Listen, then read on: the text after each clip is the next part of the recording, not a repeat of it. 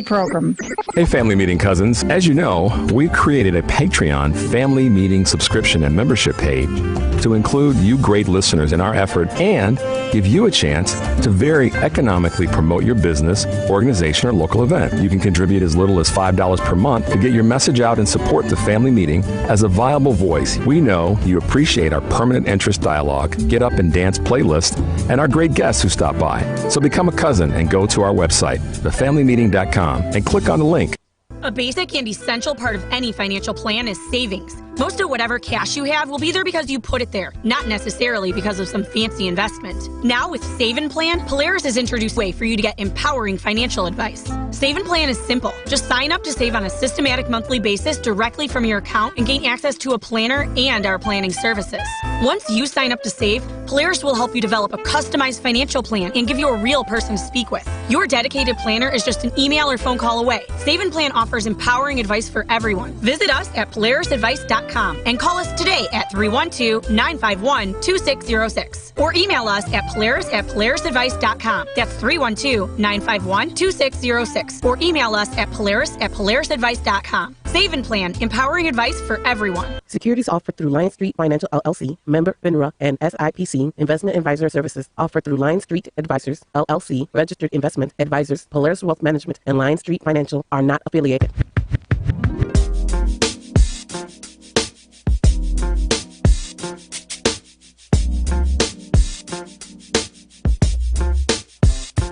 The following program, The Family Meeting, is sponsored by Polaris Insurance Agency and Eric Grant, and to the extent of their guests. The views and opinions expressed therein do not necessarily reflect the views and opinions of NewsWeb Radio Company or its management. My name is Meredith Morris. Visit my website at estatemovelagrange.com. I listen to The Family Meeting. This is Jack Charlier. Find me on Twitter at Citizen Jack, and I listen to The Family Meeting. Welcome to the worldwide headquarters of The Family Meeting. It's Family Meeting time, y'all. I'm your boy E. That voice you heard there with the reverb, yeah, it's him, the black Asian dude himself, Richard Chew. What's up, man? Is my mic working, or is my headphones not just... Oh, there we go. Yeah. Yes. Yeah, turn the volume up a little bit? I did. Yeah, you know. Sorry about that. I'm doing great. Good to see you, as always. I had to change mine, too, man, so I can hear better. Yeah. That's how it y'all works, here? yeah. Eric's here, y'all. In the house. I got here. Okay, that's right. Hey, man, grab your phones. Find us on social media. We're all over there, man. Facebook, Twitter, Instagram. As addictive as it may be. Yeah. Facebook is... I've heard them throwing around terms like dopamine and all kinds of things to describe that, man. But, anyway, that's where we are, man. We'd like to believe that our content is not addictive, but interesting. That's a good way. YouTube, Facebook, Twitter, and Instagram is where you can find us, because that's where the conversation happens when we're not here. It does, really, honestly. Also, be sure to visit our webpage, tfmradioshow.com. TFM, thefamilymeetingradioshow.com. You'll find archived broadcasts, our music playlist. Yeah, that playlist. I was tinkering around with it. I did some deletes today. You were tinkering around with it? I deleted some stuff today. Intentionally or accidentally? Yeah, I did it on purpose. Uh-oh. Yeah, I got rid of some songs. Like, nah, they can't handle that. They can't handle that one. Oh, it was too strong? Yeah, no, it was just, y'all ain't ready for that, man. That's that sitting back downstairs, weed smoking. Yeah, y'all ain't grown enough for this one, man. And the live broadcast of this show right now going on right there at tfmradioshow.com. And the space show cockpit controlling everything is our white slave, Devin Kung Fu himself. Yep. I said Kung Fu. Kung Fu. Right. That's right. That's it, man. That's Devin. Don't mess with him. That's right. You can become a patron of our broadcast for as little as $5 a month. You can by visiting the aforementioned Facebook page.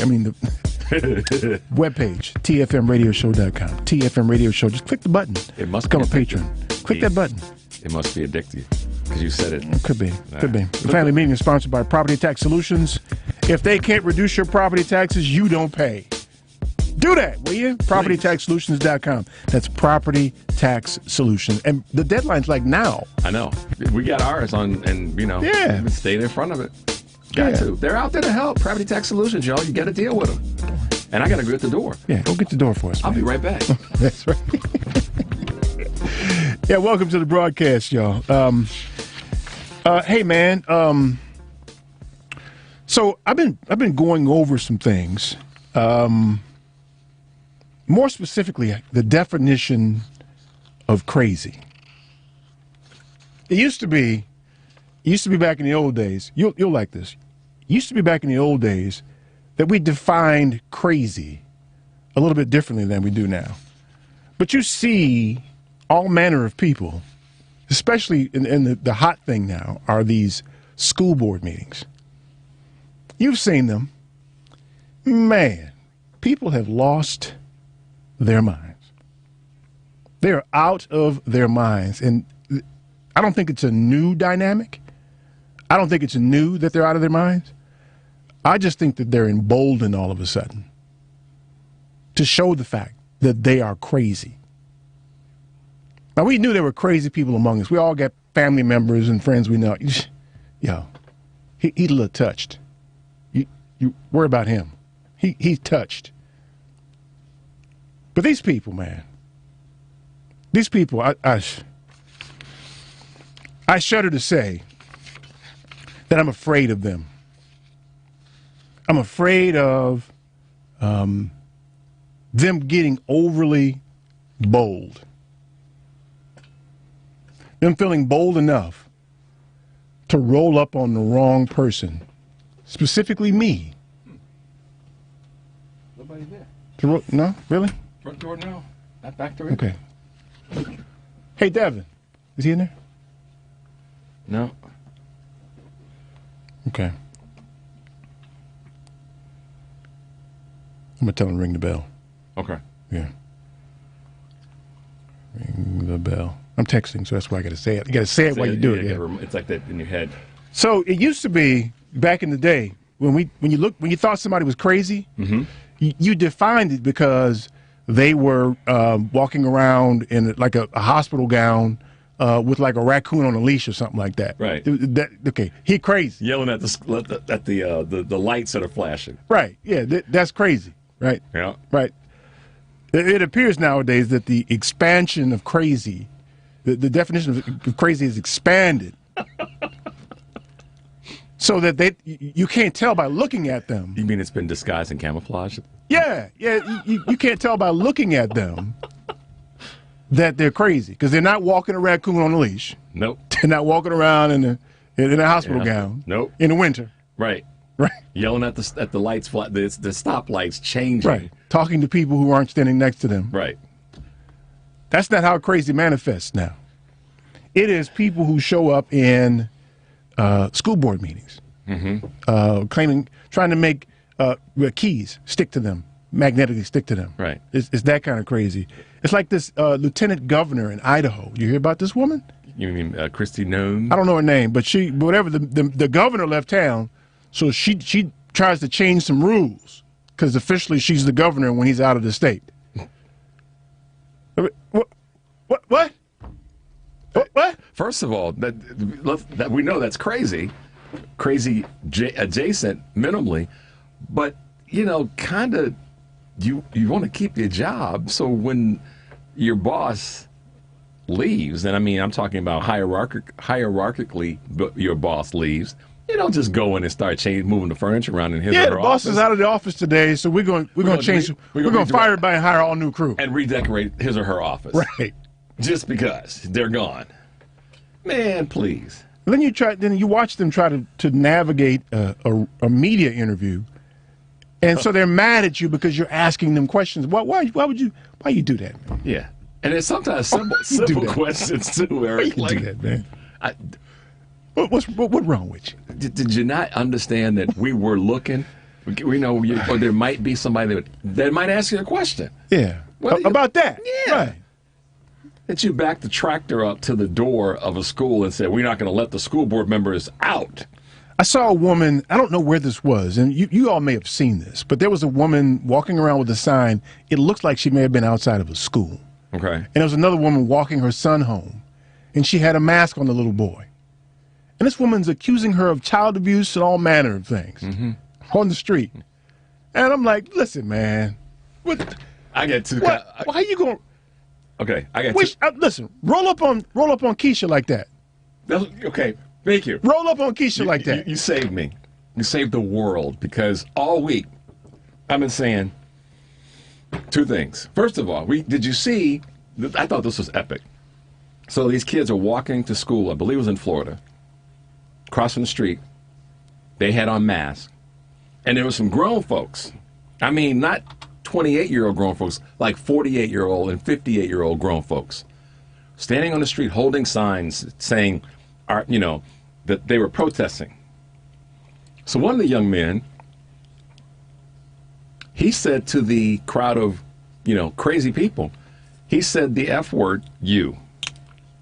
And one lady who was, and if y'all saw this, y'all got to call in because it was hilarious. The lady that was the loudest voice of the protesters, it was like somebody had just shut off her windpipe because she didn't know what to say, Eric. You would have fell out laughing if you see this video. The best part about it is, the reason I asked you earlier, do you watch, have you seen this show, Ted Lasso, is because one of the characters in there, his name is Roy Kent. He's a British dude, and he curses using the F word all the time. A couple people on Twitter were like, sounds like Roy Kent was walking across the street. But the point is, these crazy parents were out there yelling at kids.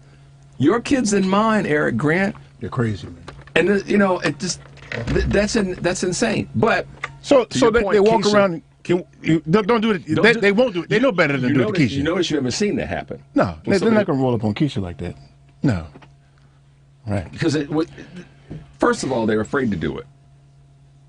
But they are smart enough to know. They know better. They know better than that. There's certain people we're not going to do that to. We're not going to do that. Nope. Not that. No, not Keisha. Because, Keisha ain't. Listen.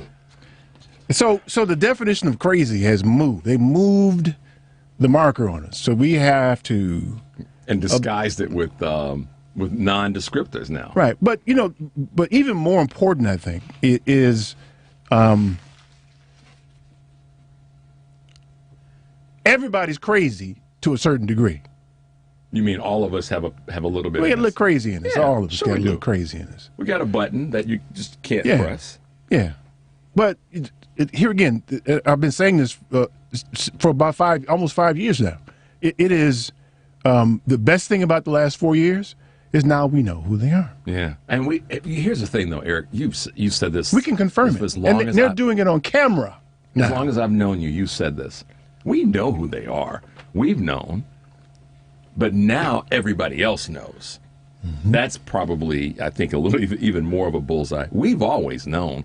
And we've kind of, you less than me, kind of gone along like, okay, we got to, roll with this to get to from, square A to square B to square C. I've been a little bit more conciliatory in my life than you probably have. Just a touch. But we've always known who they are. But now everybody else is seeing. Would it be fair to say that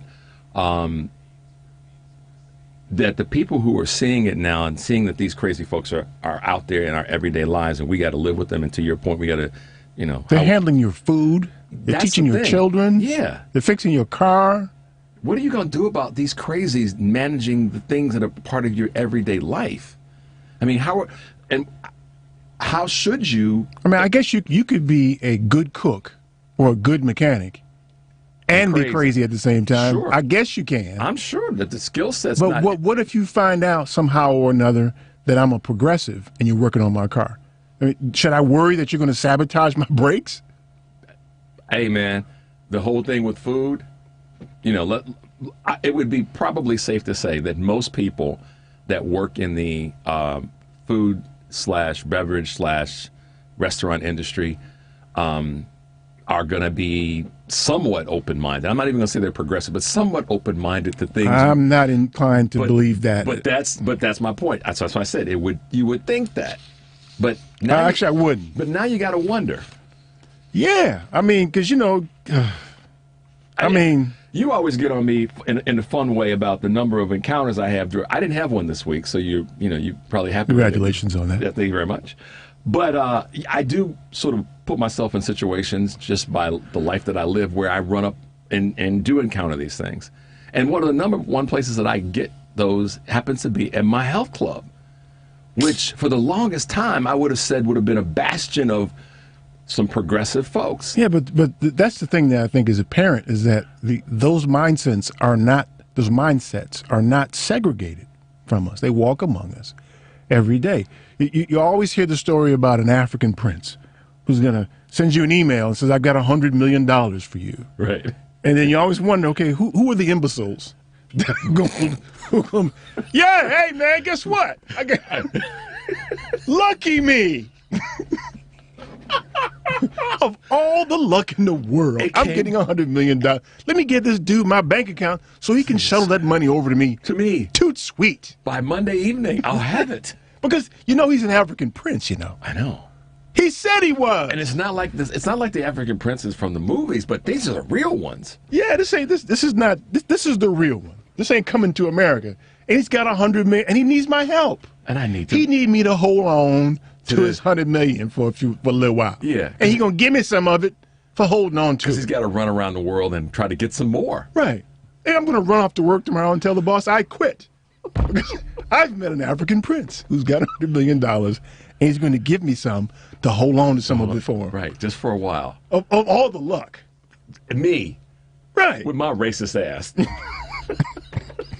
An African prince is going to cut me some slack for all the hell I've created or let slide by over these years. Yeah, so I think that we vacillate between crazy and stupid. And it's probably not even politically correct to use the phrase crazy. That aside, y'all know what I mean. Yeah. I'm not finna play that game today. Eric and I would be some of the first people to the defense of those who are legitimately in peril and have issues for real time. So y'all don't get too crazy out, no pun intended, about us using crazy and stupid. Right. So, yeah, don't get uptight about that. So that's the thing.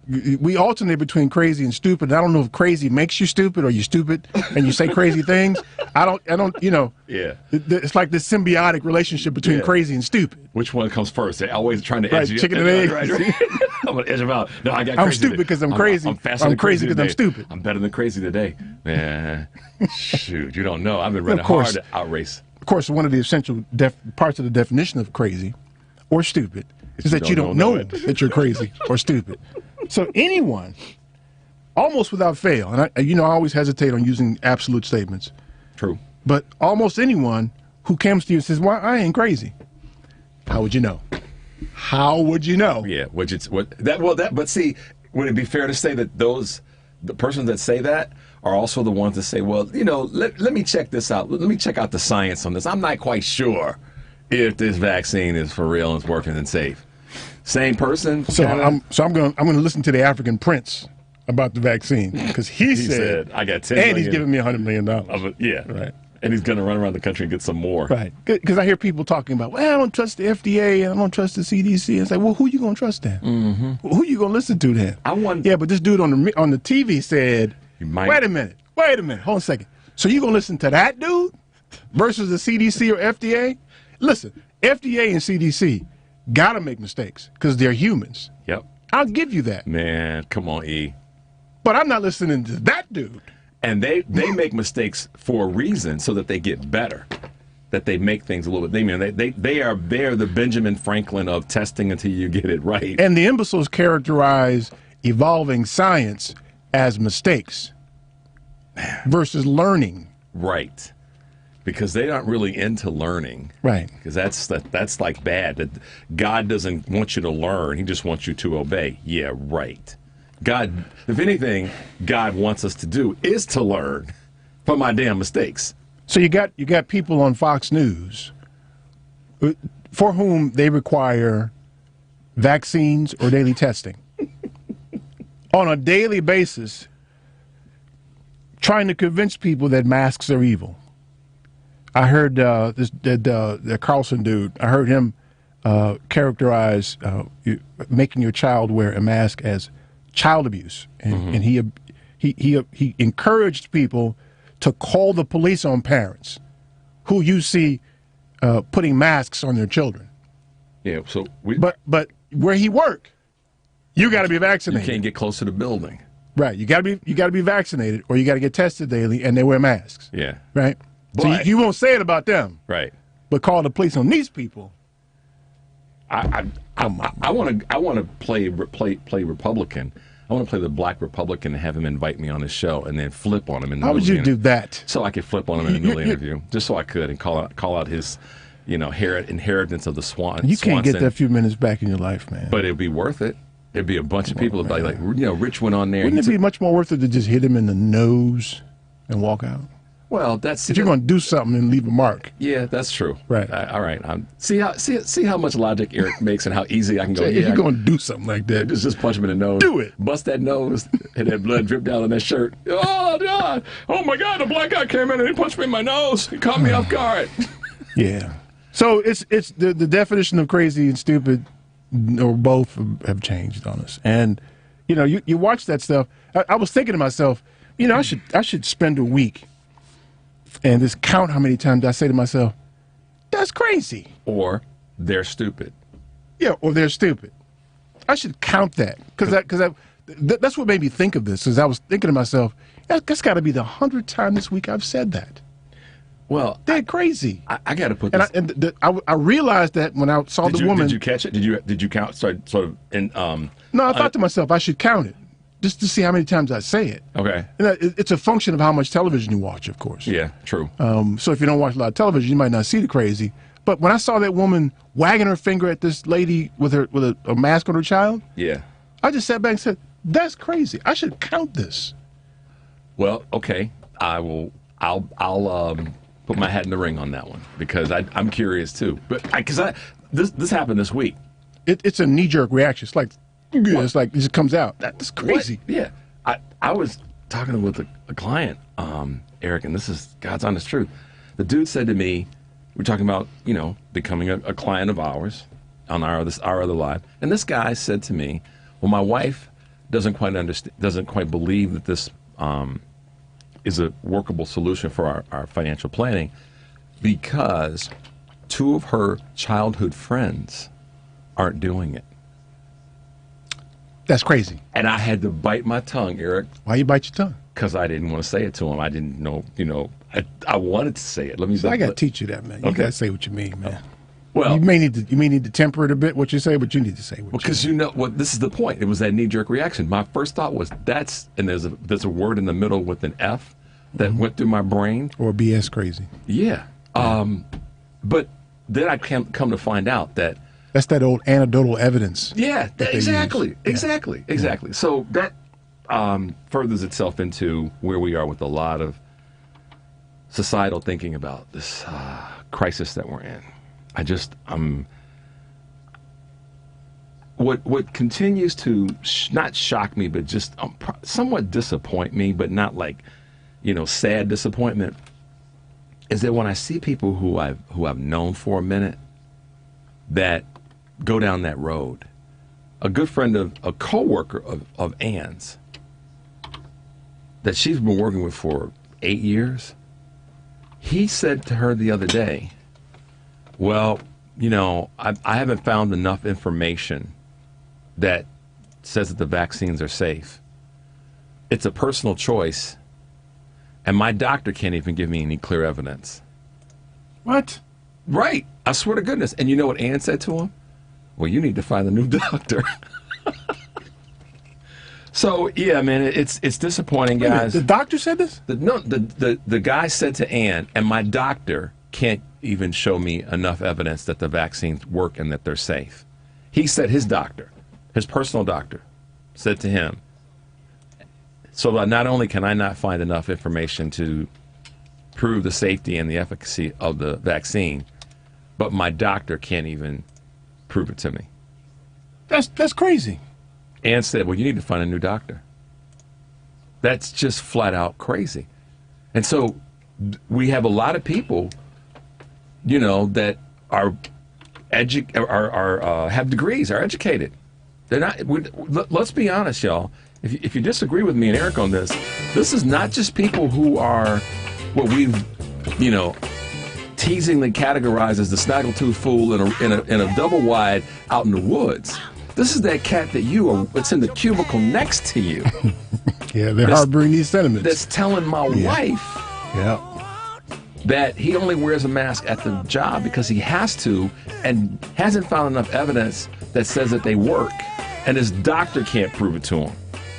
Hey, man, the number is 773-763-9278. 773-763-9278. Just, damn. Ugh. Yeah. Stay tuned for more of the Family Meeting. When you kiss me, when you miss me, hold my hand, make me understand. I break out in a cold sweat.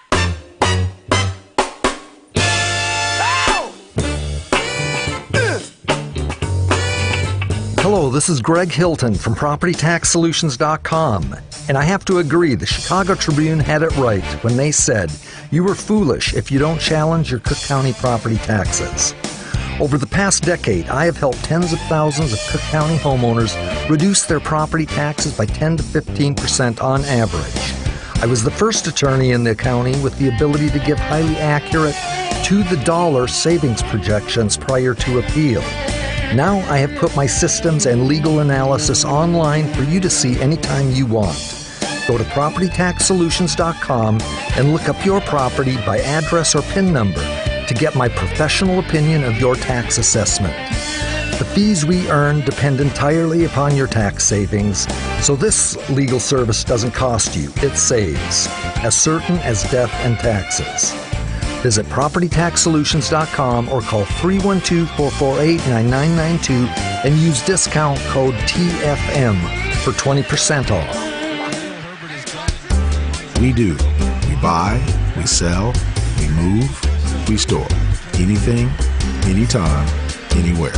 We are We Do, the company that handles all your stuff. If you have anything that you want to do something with, please call us. We buy, sell, move, store, donate, discard. Anything, anytime, anywhere.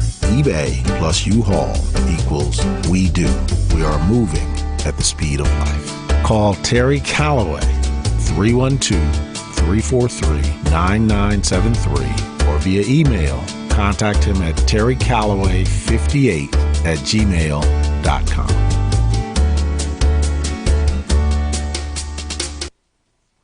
Hey, this is Brittany Perry. Did you know there's a black-owned footwear brand based here in Chicago? Perry Co. Shoes creates affordable luxury footwear and accessories for both men and women. Whether you're in a suit or out with friends, they provide pieces you can wear on a daily basis. Breaking barriers, inspiring style. Visit www.perrycoshoes.com to purchase a pair today. That's www.perrycoshoes.com.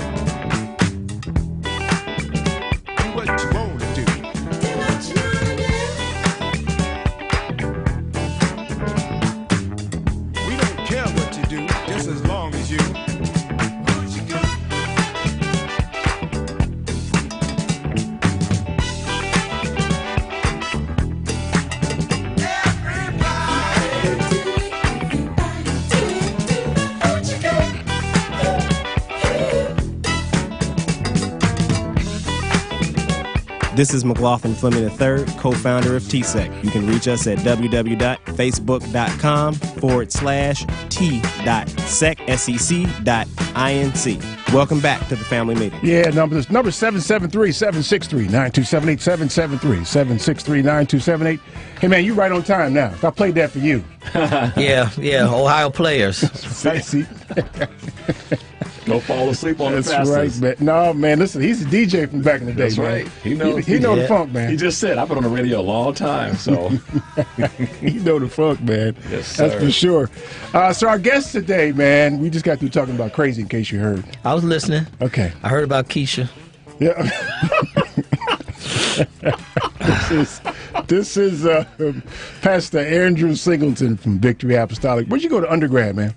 University of Illinois, Chicago. UIC. What'd you major in? Accounting. He's a accounting major. Now, this dude, in addition to being a pastor of a big church, Yes. CPA, Yep. and a CFP. I know. How about that? I know. A smart, well-educated. I wonder who. Yeah. How about that? And so this is the. He's not crazy. I don't think he'd say that. And he's not stupid. Stupid, no. But I think you would say you're crazy. Every now and again. I have a little side, yeah. See? You know? He's heard me preach, so Hey. Which is always entertaining. Well, that's the best part about going to church is when you have a pastor that will make you think and then make it entertaining and fun. That's it. I was thinking about money today, and so this is kind of a good segue for us. So, how many churches do you know that release financial statements to its members and have an annual meeting and tell the members where all the money came from and where it went? I can't even count them. I mean, since we met in You got one. You can count. one. When we met in 2017, 18, when we were at the because wasn't he at the in DC? In DC, yeah. Yes. And we went out to dinner that night. Right. Yeah. Right. I was like, wow, you got to be kidding me. Yeah. There's a lot of businesses that don't do that. Yeah. I mean, other businesses. It's born out of your desire for integrity. It is. And it's also born out of the fact that understanding the generations that we're in, the baby boomer generation would go off credentials of pastors and stuff. Like if you were a bishop or something, it's like you were a god. No one dared ask you anything. Mm-hmm. But the Generation X, Millennial, Gen Z, they're high accountability generations, and they want to know, and I believe have a right to know how their money gets spent. I have never had a problem with it. Yeah. There's a book, can't call the author's name, but it talks about that very thing in business in general, that the generations younger than us, that's a growing requirement. It is. Yeah. It's culturally different, though, than what we know as the black church. Oh, no question about it. In the black church, I remember I teach a lot of pastors because, I've gotten old. I'm 70, and I have an organization called the Victory Association. And so we have about 30 different churches and pastors that are part of it. And I remember I was teaching at a seminar once and explaining to them why we need to share financial information, at least in broad strokes about where the money goes. I don't think you need to know every detail, but one of the pastors said those ends, and you can substitute what you want from there, those ends don't need to know that. Which is probably the prevailing sentiment. It is. And that's a shame. It is. It's a shame. Because I think with that, it raises your profile in a way and gives you respect in a way that they don't understand or get. And listen, there's a predominance of that mentality that they don't need to know outside of what we would consider the Baptist faith or the faith that we've been around the majority of our lives, and that's a problem. Well, part of the reason that some pastors, like not all, I don't want to put all stereotype all pastors, but some pastors do it because what's being done with the money isn't right. Mm-hmm. So if what you're doing with the money isn't right and it's public, then you open yourself up to a lot of people saying, well, I didn't know this was going on. So in the black church, since we're primarily talking about the black church, many of the pastors, they put boards together. I know of one church in particular, I won't name it, that recently lost their pastor, and the church in the 40-some years he was the pastor never once saw, when I say the church, I mean also the board of trustees, never saw a financial statement. Wow. Never. And I just think that today it is just not a good, it's not a good approach. Not in the information society where so much information flows. You need to do that, man. So the driving force behind you taking that position, is it a combination of the financial background you have and just who you are as a person? Yes, it is. Bishop Brage, who was my pastor, used to always tell me that. He would say, well, Singleton, the way you think, you should part of your training as an accountant. And so I view, and this is a strange statement to some, but not to you guys, I view accountability as my covering. Yeah. Accountability, if you're doing right, accountability is a covering for you. So I don't have a problem being accountable. You know, and I've reached a place of, you know, for those that are on, and I certainly thank God for allowing me to be here today, but, you know, we started with 12 people, as Eric knows, in a hotel. In a hotel. And so now we have 3,000-4,000 members, and one of the things that I would always notice, we continue to grow and grow and grow. We just continue to be more and more accountable. And I made the point that even with my board, where I reached such huge credibility and they would allow me to make major decisions by myself, I didn't do it. I didn't do it. Well, now just to put in a little comedy in here, you know, when your pride runs you, you know, you can become very arrogant. And so we had to make, I won't go through the details of the story, but it was some huge decisions. We were, you know, as you know, in a $20 million facility, and everything was not going right. I told him he was crazy for that. Yeah, he did. But I didn't ask for that. God gave it to him. I had to deal with it. But the point that I'm trying to make is that we got into some very serious problems without going through the story. And, you know, my board was like, well, then, no, you go ahead and make the decision. I'm like, no, we going to make this decision. Because next thing you know, if I make bad decision into the millions of dollars, I say people got short memories. They like, well, we tried, you know, you couldn't tell them anything, or we tried to tell them. No, matter of fact, on that particular decision, I brought out tape recorders. I want to make sure that everybody, because this was a multi-million-dollar decision. I don't make decisions like that on my own. I'm not going to be held accountable at that level for singularity in response. Right. So the black church, for those who don't know or understand, is the center of what is the community of former Africans here in this country. It's the center. Almost everything that's changed has emanated from a black church or the black church. No question about it. Yep. It is the center of that. I think that the black church still carries a lot of weight and responsibility as it comes to like social justice and those manner of things. But I think it's maligned here in this generation some. I feel like it's maligned. And I'm hearkening back now. We're a year and a half. Is it a year and a half now? It's a year now since dear brother George Floyd was murdered. Year and a couple months, yeah. And so right on the heels of that, and this is kind of typical for circumstances like that. When the larger society sees that there's a movement now, and we're not going to be able to stop this. The best example I can give you is the March on Washington. They saw that they couldn't stop that, so they joined it. Right? Infiltrated, it might be another way of putting it. Infiltrated in some people's eyes as well. And I think the same thing happened in this instance, where they saw that people were going to be out there, they were going to protest, and they were not going to be denied. So corporate America stepped up, right? The NBA got brave and said, well, y'all can wear shirts that say Black Lives Matter. They gave them permission to wear shirts. They didn't step and up, we they said, stepped in. hooray. Yeah. We said, hooray. We get to wear shirts, right?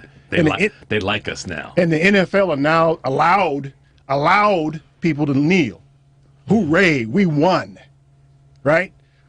They pledged some $450 billion or something crazy like. There was an article in the Post that I'm still reading, kind of combing through, to social justice and criminal justice issues. And the pledge is one thing.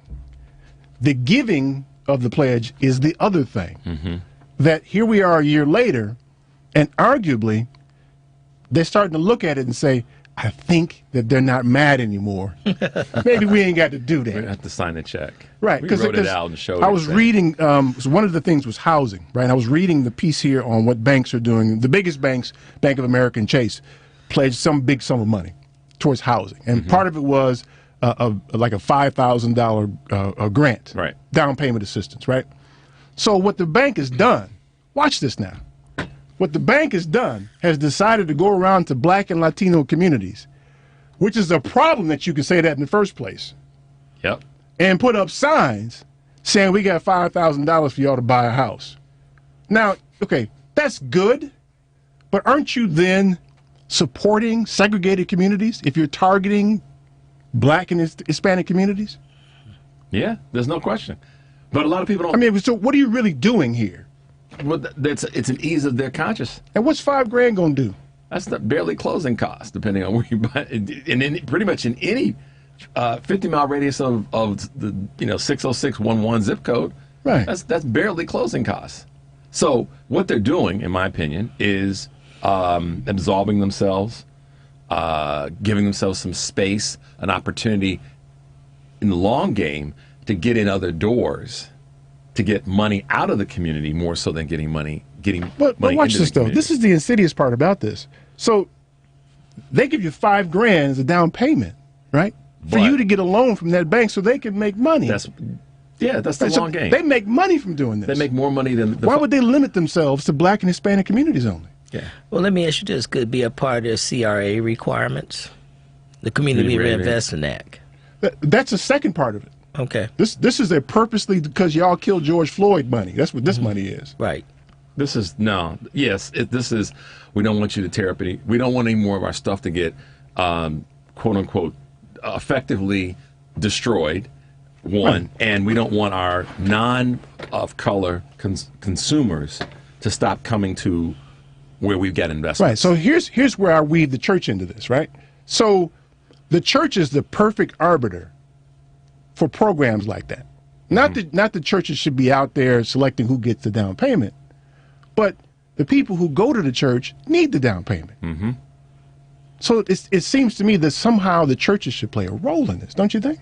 I think they should, and I know we've done it in the past. We've hosted those kind of programs where the banks have come in to Victory, and we're not the only church, and tried to get that. One of the issues in the southern suburbs, Bishop Brazier used to say it, where it's pretty much middle class to upper middle class. A lot of them they know how to already do it themselves. Mm-hmm. But in the inner city, I think, that's a real problem, especially for people who lack the proper credit. And as you guys know, being in the field, there are all kind of ways around a low credit rating that even if you give the person a couple of years, they can get it up. For instance, I had a house I sold in the city before I moved to the suburbs, and the people who were going to buy had a low credit rating, but the person that I work with, he said, well, if I can keep their credit clean for 2 years, I can get their FICO scores up high enough to get the credit and buy the house. And they did that.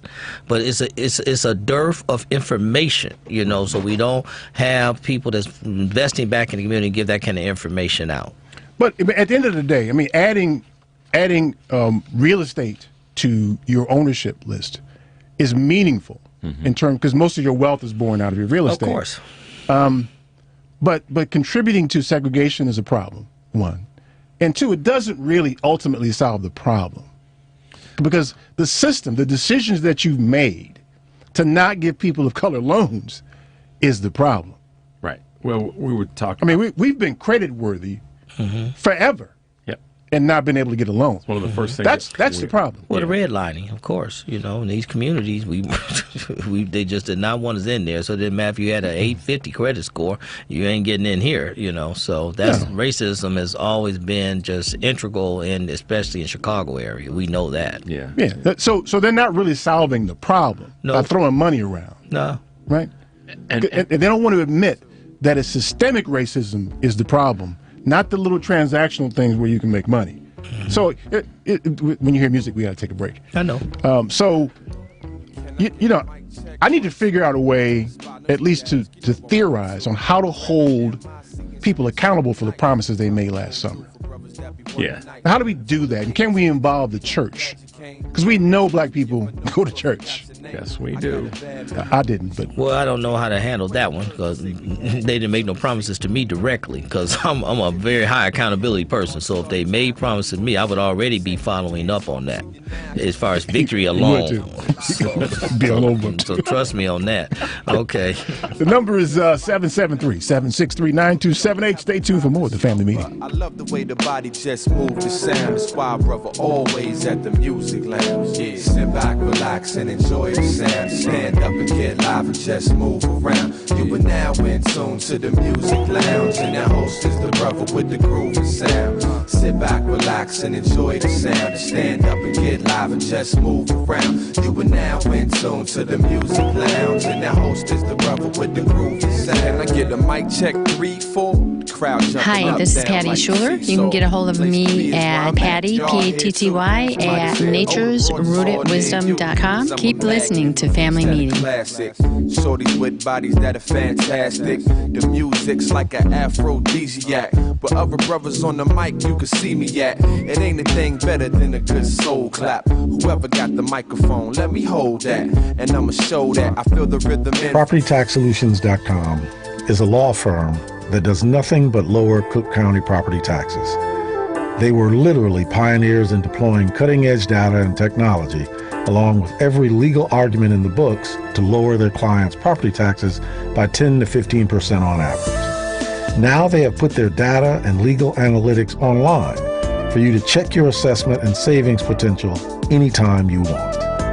Go to PropertyTaxSolutions.com day or night and look up your property to see their professional evaluation of your property. This powerful tool is available without obligation. When the day comes that you want professional help to fix your property tax bill, they will be ready. Fees are contingent upon the savings they get for you. So this is one legal service that will pay for itself, not cost. Act now and use discount code TFM to get 20% off the regular rate. Go to PropertyTaxSolutions.com or call 312-448-9992 to learn more. A 2016 study estimates that 13.1 million Americans were victims of identity theft that year. Fight back against identity theft by signing up for Identity Guard. Identity Guard monitors your credit and identity information with alerts that can help you respond quickly if certain changes indicating fraudulent activity are detected, as well as help protect your computer from viruses, keylogging, and other serious threats. Plus, with Identity Guard's dynamic credit management resources and tools, you will have helpful information as you make better financial and credit decisions. Identity Guard includes $1 million identity theft insurance and lost wallet protection, and more if you ever do become a victim. Protect your ID by visiting lookaftermyid.com. That's lookaftermyid.com to securely sign up for Identity Guard today. A way for you to get empowering financial advice. Save and plan.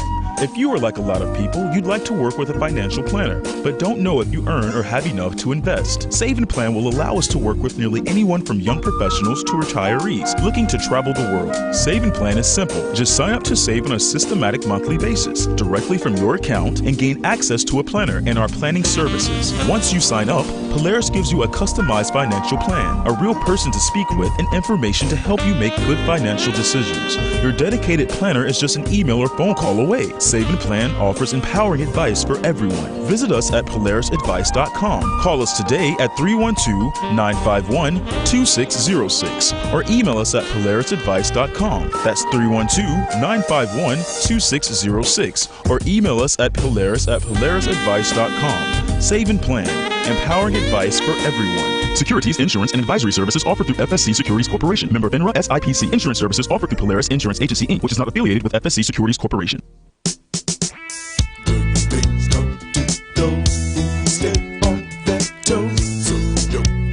Stop. Always keep it hot. Ow. Ow. Because I like what you do to me.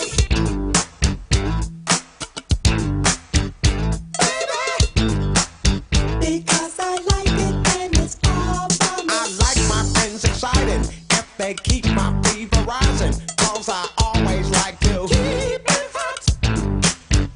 Little girl, come to play, and I'll bet you wanna stay, and I guarantee I'll hit the spot. This is Michelle Duster, professor, public historian, and author of Ida B. the Queen, The Extraordinary Life and Legacy of Ida B. Wells. Welcome back to the Family Meeting. The number is 773-763-9278, 773-763-9278. So we were discussing during the break the best part of the broadcast, by the way, that y'all don't get to hear. Nope. I mean, so how do you keep these people accountable Who was it that said that the protest is the voice of the unheard? And so I could see a whole bunch of black corporate types in starched shirts, trying to make the case. I don't think that's going to do it.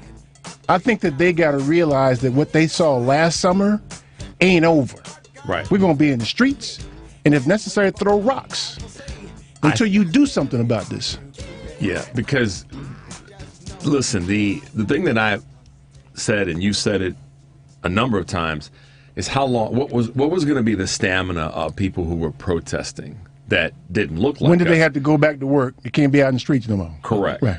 And the part of this that is revealing itself is that there are a lot of people that's what happened. They went back to work, whatever the case may be. And things went back to normal.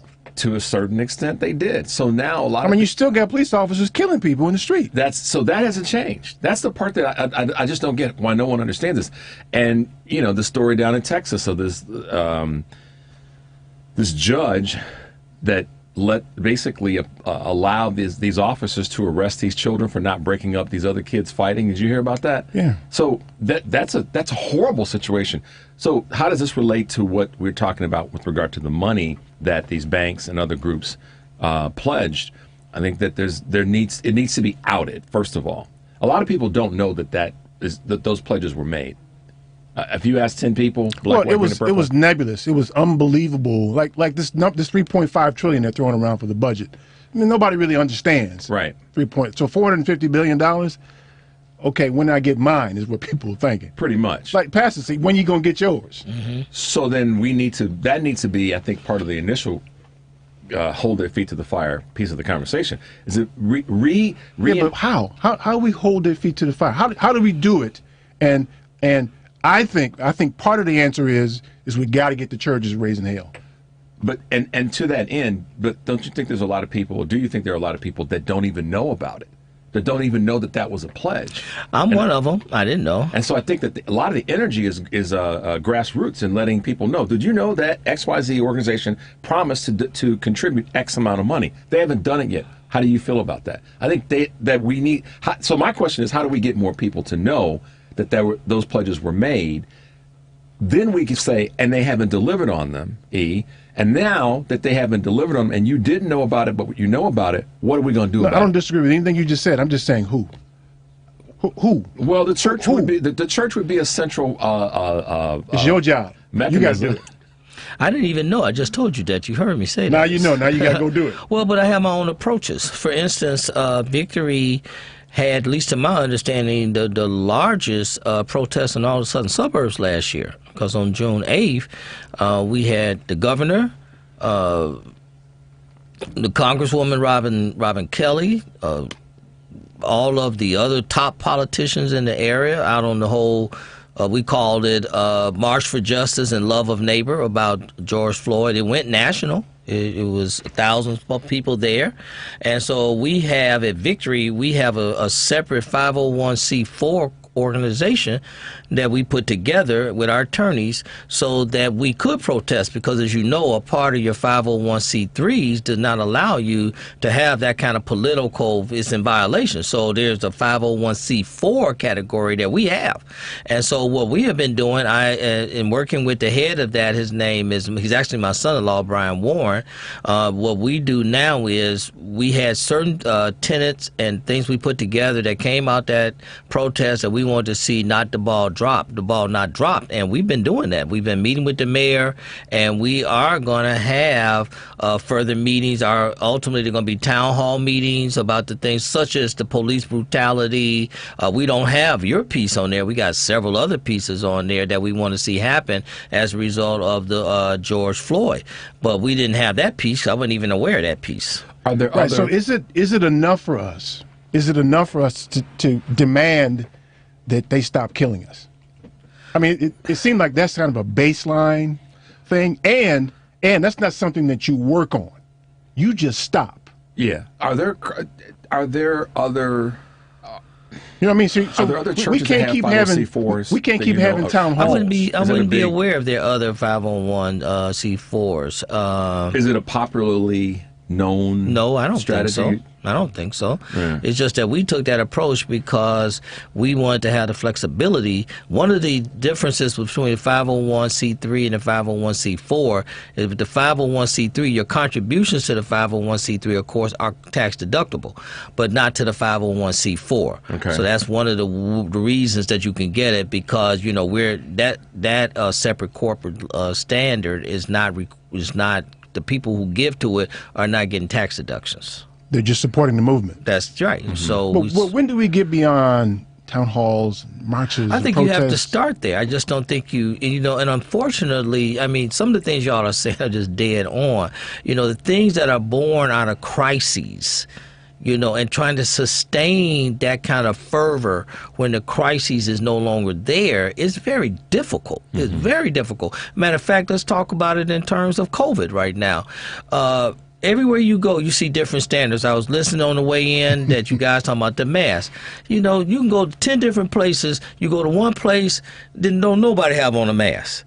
You go another place, 4 blocks down the street, you better not enter without a mask. Everyone is seeing things. And something in between. Right. Yeah. But back from March of 2020 through June or July, that was everybody had them, or you stayed in the house, So now with the vaccines and the boosters and all of that, it's the momentum, and that's your key question, and that's just a very difficult answer. How do you sustain that fire that now apparently is becoming an ember and going out? It's very, very difficult. Right. Well, I mean, Fannie Lou Hamer, you're getting sick and tired of being sick and tired. Mm-hmm. It's been how many hundreds of years? Mm-hmm. It's the same kind of pattern of treatment. Yeah. Because we're all left-handed, or whatever reason you want to do this to us. We're excluded from so much. Right. So, I always say my philosophy is that you're not going to, change doesn't happen without a demand, one. But two, if you're trying to affect change, we've seen history show us that unless you inflict physical or fiscal pain, nobody's changing anything. That's a fact. Yeah. So, I'm not in the business of offering physical pain. At least I ain't saying it out loud. But fiscal pain, here we go back to the church again. So we got congregations that can move in herds. Mm-hmm. Don't shop there anymore. Mm-hmm. Nobody in this church or these churches go to Walmart anymore, or whatever place we choose, and do it so that they can measure the impact of not having us. So let me give you a little bit more that I think will help you. It's not the singular power of the church. It is the amalgamated power of the church. And that is lacking in the black church.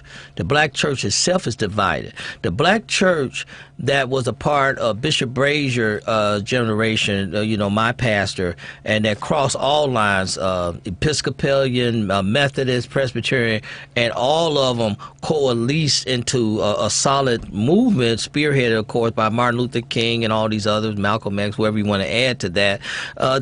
That's rare to see today.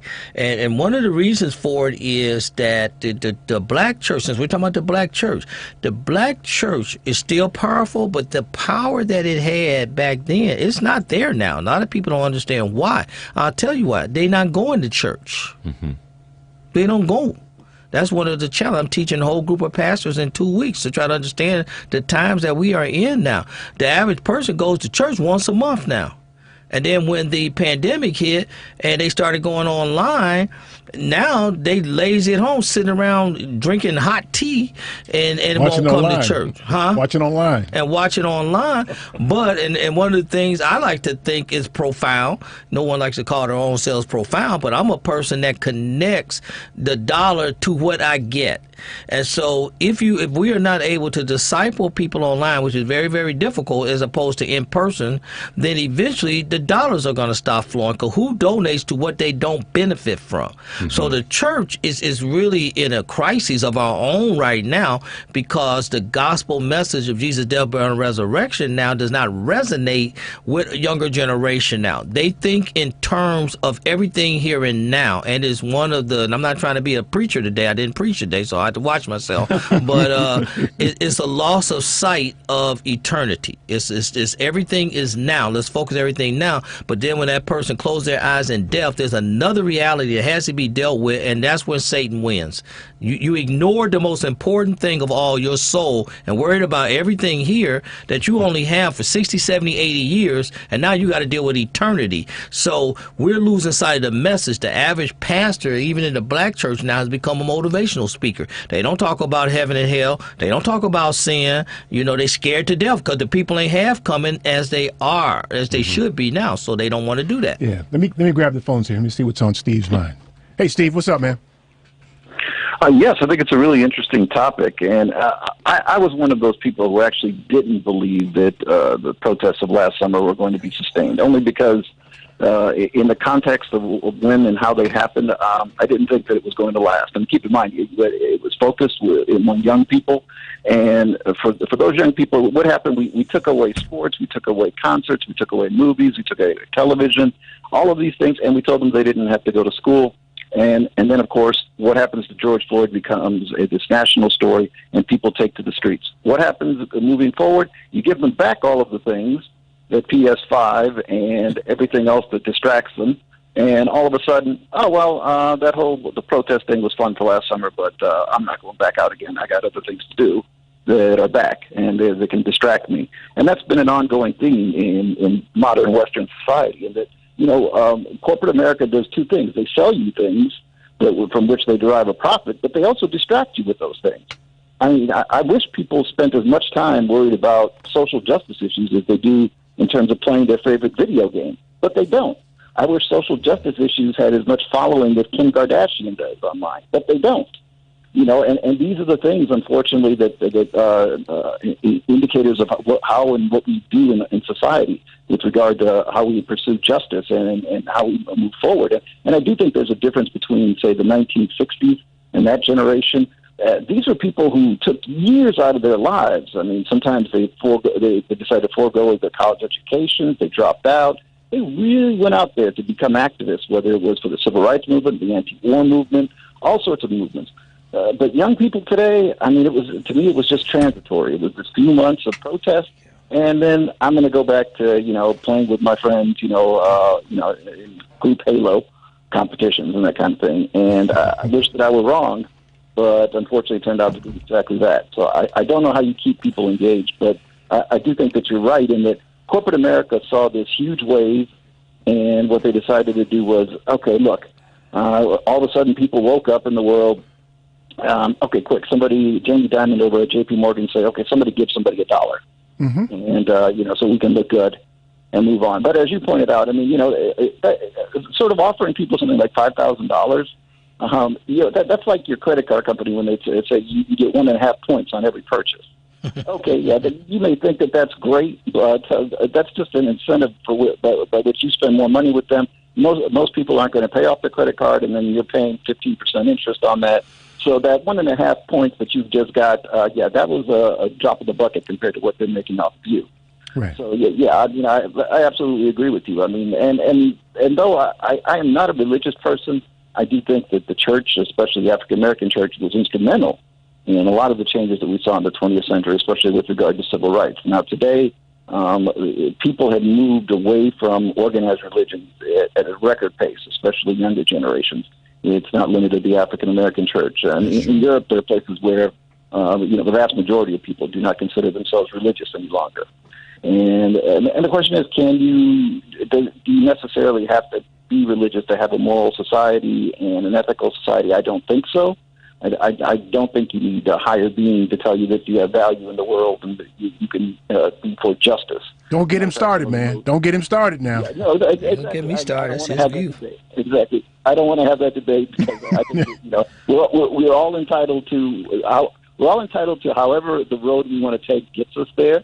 If people believe it's through God and gets you to the same place I am, which is social justice, that's great. We can arrive there at two different routes as long as we get to the same place. Yeah. But having said that, the last point I wanted to make is that it's venues like this and places like this where you have those discussions where perhaps you can reach some people and get them to get on board and to start thinking about these things. And it's not, I think, distasteful to sometimes call out stupidity. When you mentioned the anti-mask people, the people who are against vaccines and so forth. when someone says, you were talking about this question about someone has a doctor who can't can't recommend to them the vaccines or their efficacy and so forth. This again requires a little bit of research. Most doctors who practice medicine are not researchers. There's a difference between a medical practitioner and a researcher in the medical community. So you may have a lazy doctor. You may not be lazy ass. There's an old saying. You know what they call the guy who graduates last in his medical school class? Doctor. Doctors, right? Call him the doctor. Right. And so so if your doctor's not keeping up on terms of the latest research and studies and so forth, because they're not required to. You get your medical license, you pass your boards. You can go out and practice medicine for 40 years, never having read an article on the latest research that's being done in your field. And no one demands that of you. So, I mean, this notion that, you've got a doctor who isn't ready to buy into whatever the science says, that does not negate the science, and it doesn't negate the 99.9% of the medical research out there. So when you're confronted by these people, let them know. Stop listening to one person. Okay, I'm not asking you to listen to me. I'm asking you to listen to the medical community. That's right. Thanks, Steve. Appreciate you, man. Have a great week, Steve. All right, be well. A little bit over for the hour here, y'all, but that's all right. We'll let you run us out. I like to think I got answers. I like to believe that. That you have them, or there are answers that are out there. I think I got answers. All right. I know if y'all put me in charge, I know what I would do. So if you had the keys, you don't want your boy in charge, though. Trust me, you don't want your boy in charge because it's going to be hard. As long as I'm there with you, I'm good with you being. It's going to be hard because what I'm going to ask you to do. Number 773-763-9278. Stay tuned for more of the Family Meeting. Makes no sense to say goodbye. If it's not today, tell me where's it going? Where's it gonna be? Where's it gonna be? I need you. If it's not today, then tell me where's it going? Where's it gonna be, babe? I need you here with me. Hi, I'm Elton Grant, Eric Grant's son. Keep listening to the Family Meeting. Only chose to let it cause the future was suggested. Never stopped to fix it cause the focus had been shifted. The heart was resurrected while the feelings were suspended. Now I don't wanna argue cause I know the time is moving. I tried to say I love you but Joan Esposito, live, local, and progressive on WCPT Willow Springs is powered by ComEd. Lower your energy bills and reduce your carbon footprint with the ComEd Energy Efficiency Program. Hey, Family Meeting cousins. As you know, we created a Patreon Family Meeting subscription and membership page to include you great listeners in our effort and give you a chance to very economically promote your business, organization, or local event. You can contribute as little as $5 per month to get your message out and support the Family Meeting as a viable voice. We know you appreciate our permanent interest dialogue, get up and dance playlist, and our great guests who stop by. So become a cousin and go to our website, thefamilymeeting.com, and click on the link. Of Americans who'd like to speak with someone about a long-term care plan? Did you know that only 16% have had that conversation? Call the Polaris Insurance Agency at 312-951-2606. One of the Polaris agents in Illinois, Wisconsin, and Iowa can provide you with useful material, like what long-term care currently costs and what it could cost in the coming years according to the Genworth 2012 Cost of Care Study. With information like this, you'll have the power to plan. Call the Polaris Insurance Agency at 312-951-2606. Don't outlive your financial resources.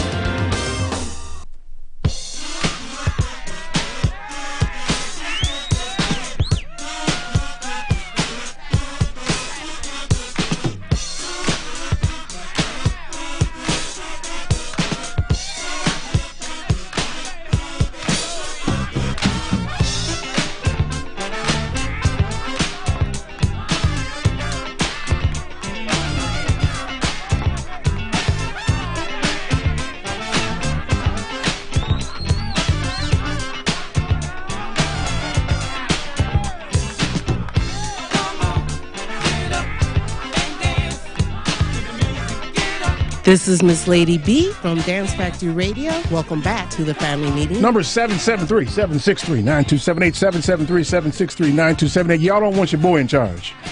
y'all, I'm telling you, man, you don't want that.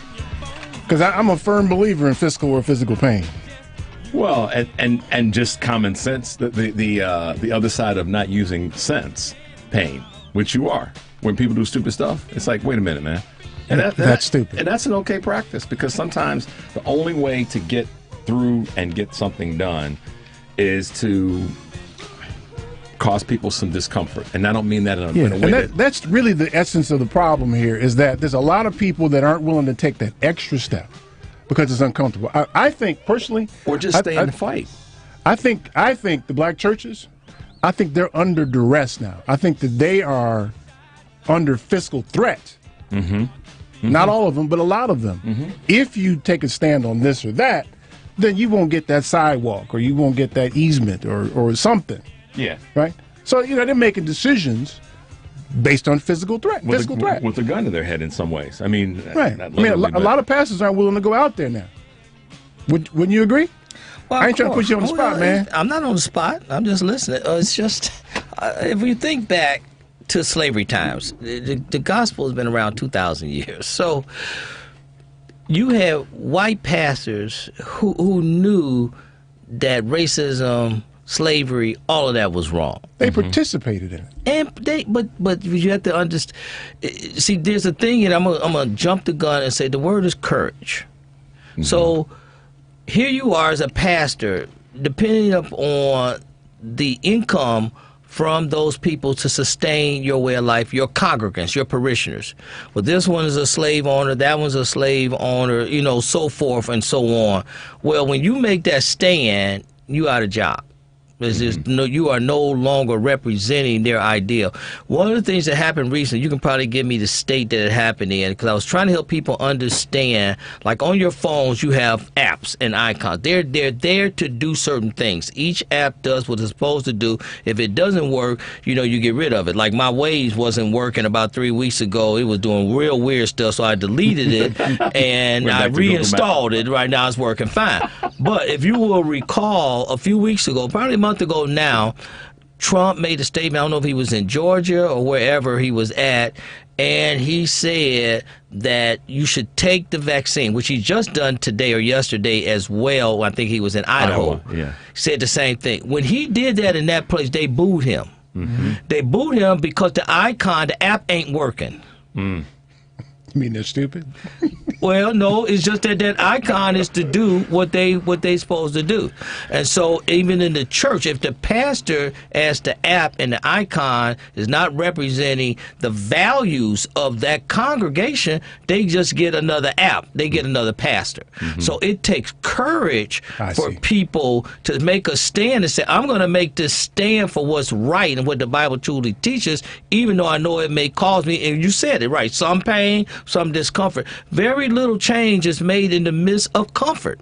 Right. Exactly. Yeah. Which is and sacrifice. Which is to my point about this corporate America. This 1%, that's not pain for them. No. That's pittance. And actually, right. If you gave 15% of your net profits that's still to not these pain. Issues, it's still not pain. Wait, but that's a beginning, though. It's okay. even representative of the population proportions Minimally. at that point. But throwing 1% at us and making it a big number, a big looking number, Yeah, that's not a change. But it's not doing it either. That's your point. Your point. We ain't even getting to 1%.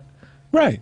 So we ain't got to talk about 15% when you don't get 1%. We don't got to talk about 15%. that they owe us, by the way. I know. That's my point. Again, that our folks got to be on how we get to 1%, and some of this has to be from people like you. I told you, I didn't even know it was old.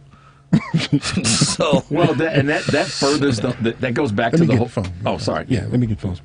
Let me get Reverend Tyrone calling. Reverend Tyrone, what's up, man? Hey, brother. How you doing, man? I'm listening to this, and I got to say the word of the gospel is clear, and people got to understand it. Jesus is about preaching love and inclusive. We're all brothers and sisters, and he does not get divisive. He does not say hate someone of another color. So we have to look at the white people as our brother. They are not our owner, our slave owner. That stuff died years ago. Jesus wants us to live forward going forward. When this country did have slavery, only 5% of America owned slaves. 95% had nothing to do with slavery. They fought to free and rid this country of slavery with a civil bloody war. And that in itself tells you we are one people here. We have to, when you say throw rocks, you're promoting violence. No, hold on a second, Rev. Hold on a second, Rev. I'm from the Reverend King's time, and the Reverend King never wanted violence. He never wanted. Once you throw a rock, you are a criminal. We need to love each other and understand each other with God's heart, not with violence, not with reparations. We can't. None of us were alive 300 years ago. Yeah, but Rev, listen, Rev. I know it ain't the practice to listen very much. Africa, listen, Rev. Other countries, not to the United States. Got to talk, right? They got to talk. Listen, Rev. The data doesn't say we're brothers. All the data does not say we're brothers. Where we live, how we're educated, how our health care goes, everything says that we're not brothers. That's what I'm talking about dealing with. Man-made data. That's not God's data. Okay, but we're talking about man-made stuff today. I'm talking about God. I think he's more. Well, then you called the wrong place, brother. He wants us to love one another. Okay, all that's nice, man, but I'm talking about having database solutions. Do you have any database solutions? Yeah, database is in the Bible. It tells you we are brothers brother. with the white. Come on, brother. We can't hate white people. Listen, do this another day for me, man, will you? Thank you, man. I appreciate you. You're right. I appreciate you, man, but not today, all right? All right? So he goes. Let's get Denise here calling from Elgin. Denise, what's new, girl? Hey, Denise. Yeah, I think the hottest topic ought to be climate change. It's really bad. It's going to affect us all, no matter what color we are. And there's going to be less and less food, less and less water. We're going to be fighting over fresh water all over the world. And everybody, no matter what their race, has got to get together and help solve this problem. Or we're going to be killing each other at the water fountain, slit each other's throats for the next gulp of fresh water. Okay. And no matter what color we are. So we have to turn to science, I guess, and hope that somehow or another they can find a way to solve the lack of water and indirectly the lack of food that's going to take place. But here's the thing, Denise. To consider this for a second, okay? So you're exactly right that there could be an issue because of climate change. The problem is when it comes to deciding how we're going to ration out what limited resources we have, the data and history shows us that black people will be on the short end. I need you to help me determine how we figure out how we get to share equally, like the Reverend tried to tell us. Listen, blacks have, 17 to 13% of the U.S. population. Mm-hmm. How are you going to overcome that huge difference? There's 54 to 56% of the country is white. Maybe it's higher than that. I don't know. But you're not going to be able to overpower that percentage of people. Nobody's looking to overpower anybody. We're looking for a fair share, Denise. Just a fair share. Well, of course, and getting them to realize that's all that you want is something else. They've been indoctrinating. Wait. Who's they? 40 years. Who's they? Who's they? Who's they? And we can't get rid of their stupid, ludicrous, hyper ideas about how they're coming to get us. That kind of thing. What goes around comes around, unfortunately, and that might be exactly what happens. What goes around comes around. You white people have yet to see their end, and it might not be very good. But in the meantime, we want to try to save the planet. Yep. I agree. Denise, I appreciate you, girl. Thanks, Denise. Y'all want to say anything about that? Next call. Either one of those? Next call. We'll leave that one alone, huh, man? I have too much to say, so I'm going to keep my mouth shut. Let me get Beverly calling. Hey, Beverly, what's new, girl? Hey, Bev. She got us on mute. Yeah. We'll go back to her. Should we wait for her? Should I play some Benny Hill music while Put we it got back there and go back to later. Let's see who else we got. You pick. Let me get Pam calling from the west side here. Hey, Pam, west side. Ooh, hello.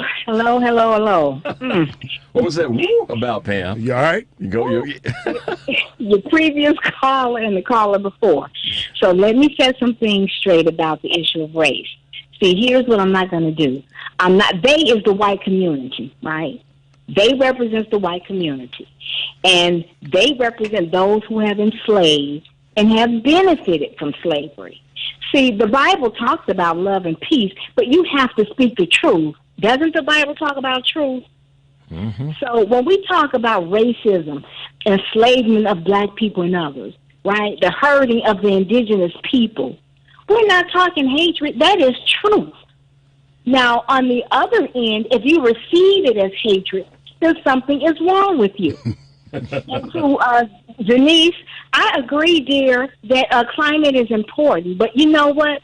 The racial climate, right, is also just as important to the survival of black people. Preach, Pam. Here's what I want. Here's what I'm asking the white community to do. And it's not about hate. I don't have time to entertain hate. It is not something that motivates me or moves me either way. But I have a lot of dislike for the racism that black people and others have had to suffer at the hands of white individuals. And I don't understand when you all are going to get it. She said 13%. You all talked about equity and fairness. That has nothing to do with the percentage of black people, Asian or Latino people. It is about treating people with humanity. So I'm asking the white community, because you all know in the black community, we ask ourselves all the time, be accountable, do better. Families raise each other, do better. The community must do better. We have to do better about crime. I need for the white community to ask its leaders, what in the hell are we doing about racism? Why is it that we hate the other so much? See, you have to do some self-reflection. And the white community isn't doing enough of it because they have not been subjugated to the hatred. But white women are stealing it, right? Because their white men are telling them, you're going to have the babies of rapists. And even if you're a victim of incest, you're going to have to bring the baby to term. See, that's a bit of the hatred turning on white women. So you can just really multiply that for black people, every facet of our lives, guys, from finances to education, to just being able to purchase homes, right? Walk down the street. The health crisis issue. So I don't, the white community, I believe they get it, but many of them who are in power simply don't care. And it is about the elite. It is about the wealthy. I mean, I saw the way corporations handled this pandemic, and it was just atrocious. It was despicable. I don't have any respect for these, Zuckerbergs. They're, no. You have to make money by hurting people. Now, he could have created his wealth with Facebook without having to take the dark, evil road.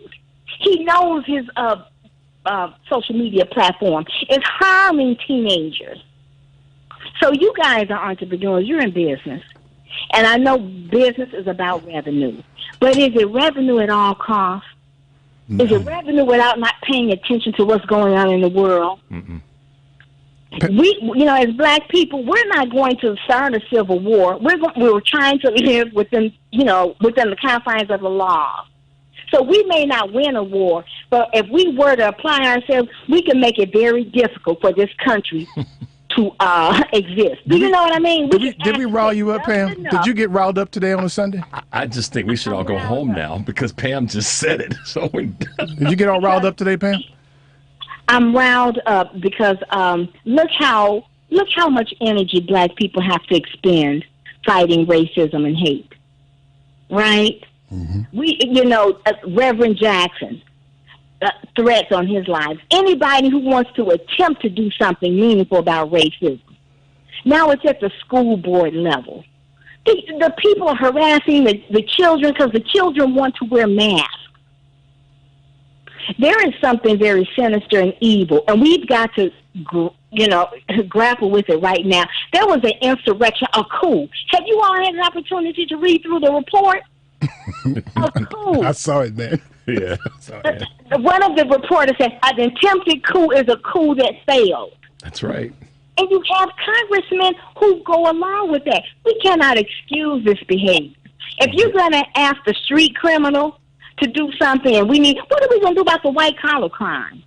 Okay, Pam. Okay, Pam. Pam, you need to take a break. You need to take a break because I can feel you getting riled up. Get you a drink or something and relax, girl. Walk around the block.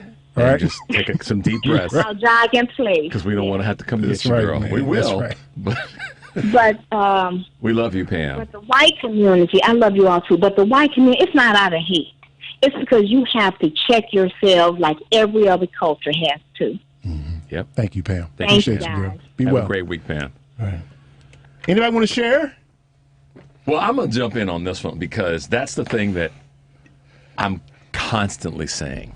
We spend so much of our treasure, whatever that might be defined specifically. There's so as, much wasted energy on this. trying to. We could do so much more.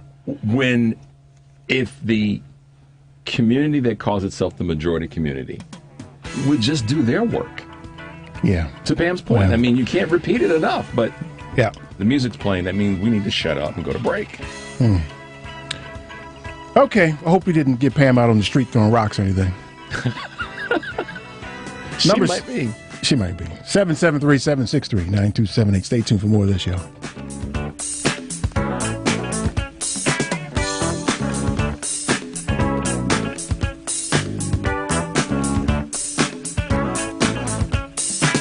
Up in the morning, it's 6 o'clock. Head for the city. Turn on the music, the radio. Nobody's boogie. This is Holly Fingerly from Save Our Southland. Keep listening to the family meeting.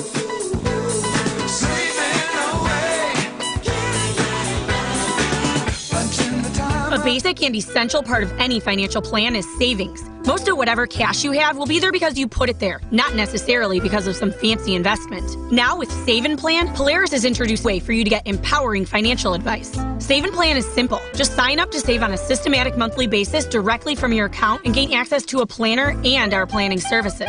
Once you sign up to save, Polaris will help you develop a customized financial plan and give you a real person to speak with. Your dedicated planner is just an email or phone call away. Save and Plan offers empowering advice for everyone. Visit us at polarisadvice.com and call us today at 312-951-2606 or email us at polarisadvice.com. That's 312-951-2606 or email us at polarisadvice.com. Save and Plan, empowering advice for everyone. Securities offered through Lion Street Financial LLC, member FINRA, and SIPC Investment Advisor Services offered through Lion Street Advisors LLC, registered investment advisors. Polaris Wealth Management and Lion Street Financial are not affiliated.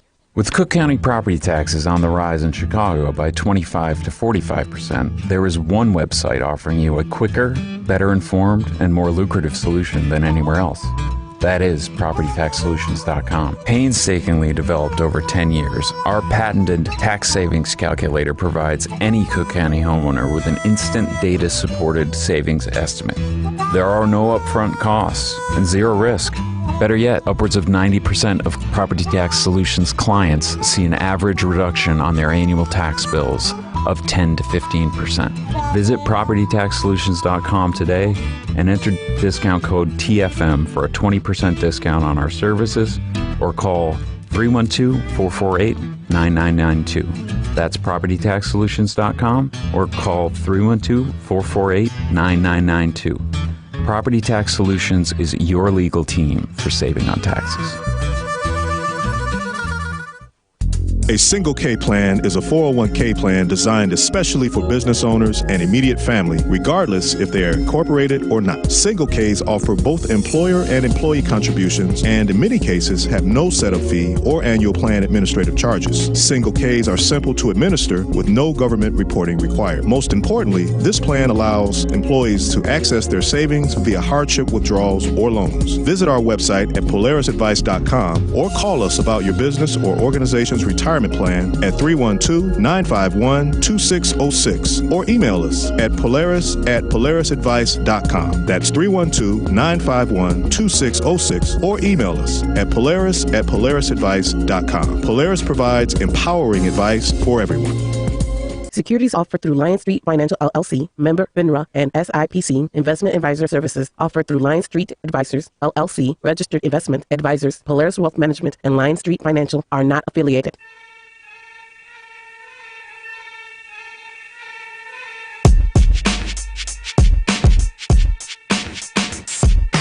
Thought you were just another Romeo, shoe you pass by in the store window. But soon as I got home, I wish I bought you instead. I got it bad, I'll take the black, take the navy and red. No other man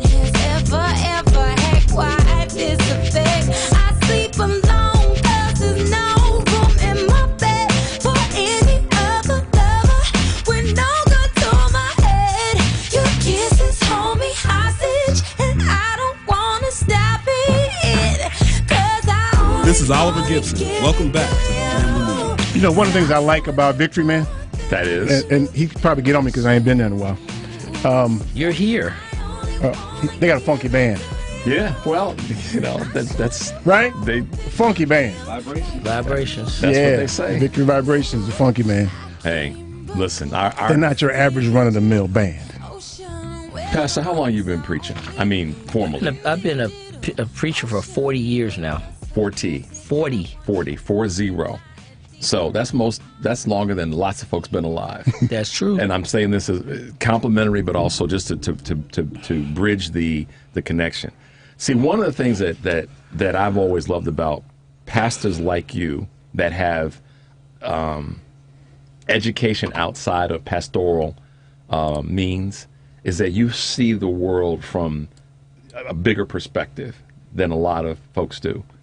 And that gives you, in my mind... You're trying to say you've been out in the streets, too. Even more credibility. That's a fact. And correct me if I'm wrong. I mean, I think it adds credibility to your ability to teach and reach people. There's no question about it. I got, as we use the vernacular in the church, I got saved, gave my life to the Lord at the age of 27. And I know the other caller, I was listening to him earlier, he's not religious, but it was supernatural. I'm not going to get into theology, but it's a term called special revelation, that a person of their own volition just really doesn't come to God. It may sound like that, but he took me off the streets, as Eric already said. Ex-DJ, one of the fastest clubs on the north side of Chicago, one of the best poker players in my group, you know, out there partying. I mean, God called me out of darkness. So I connect with people. What makes the connection that we're losing in the church today is that when that transformation occurs, it should be reflected as permanent. Not that the person becomes sinless,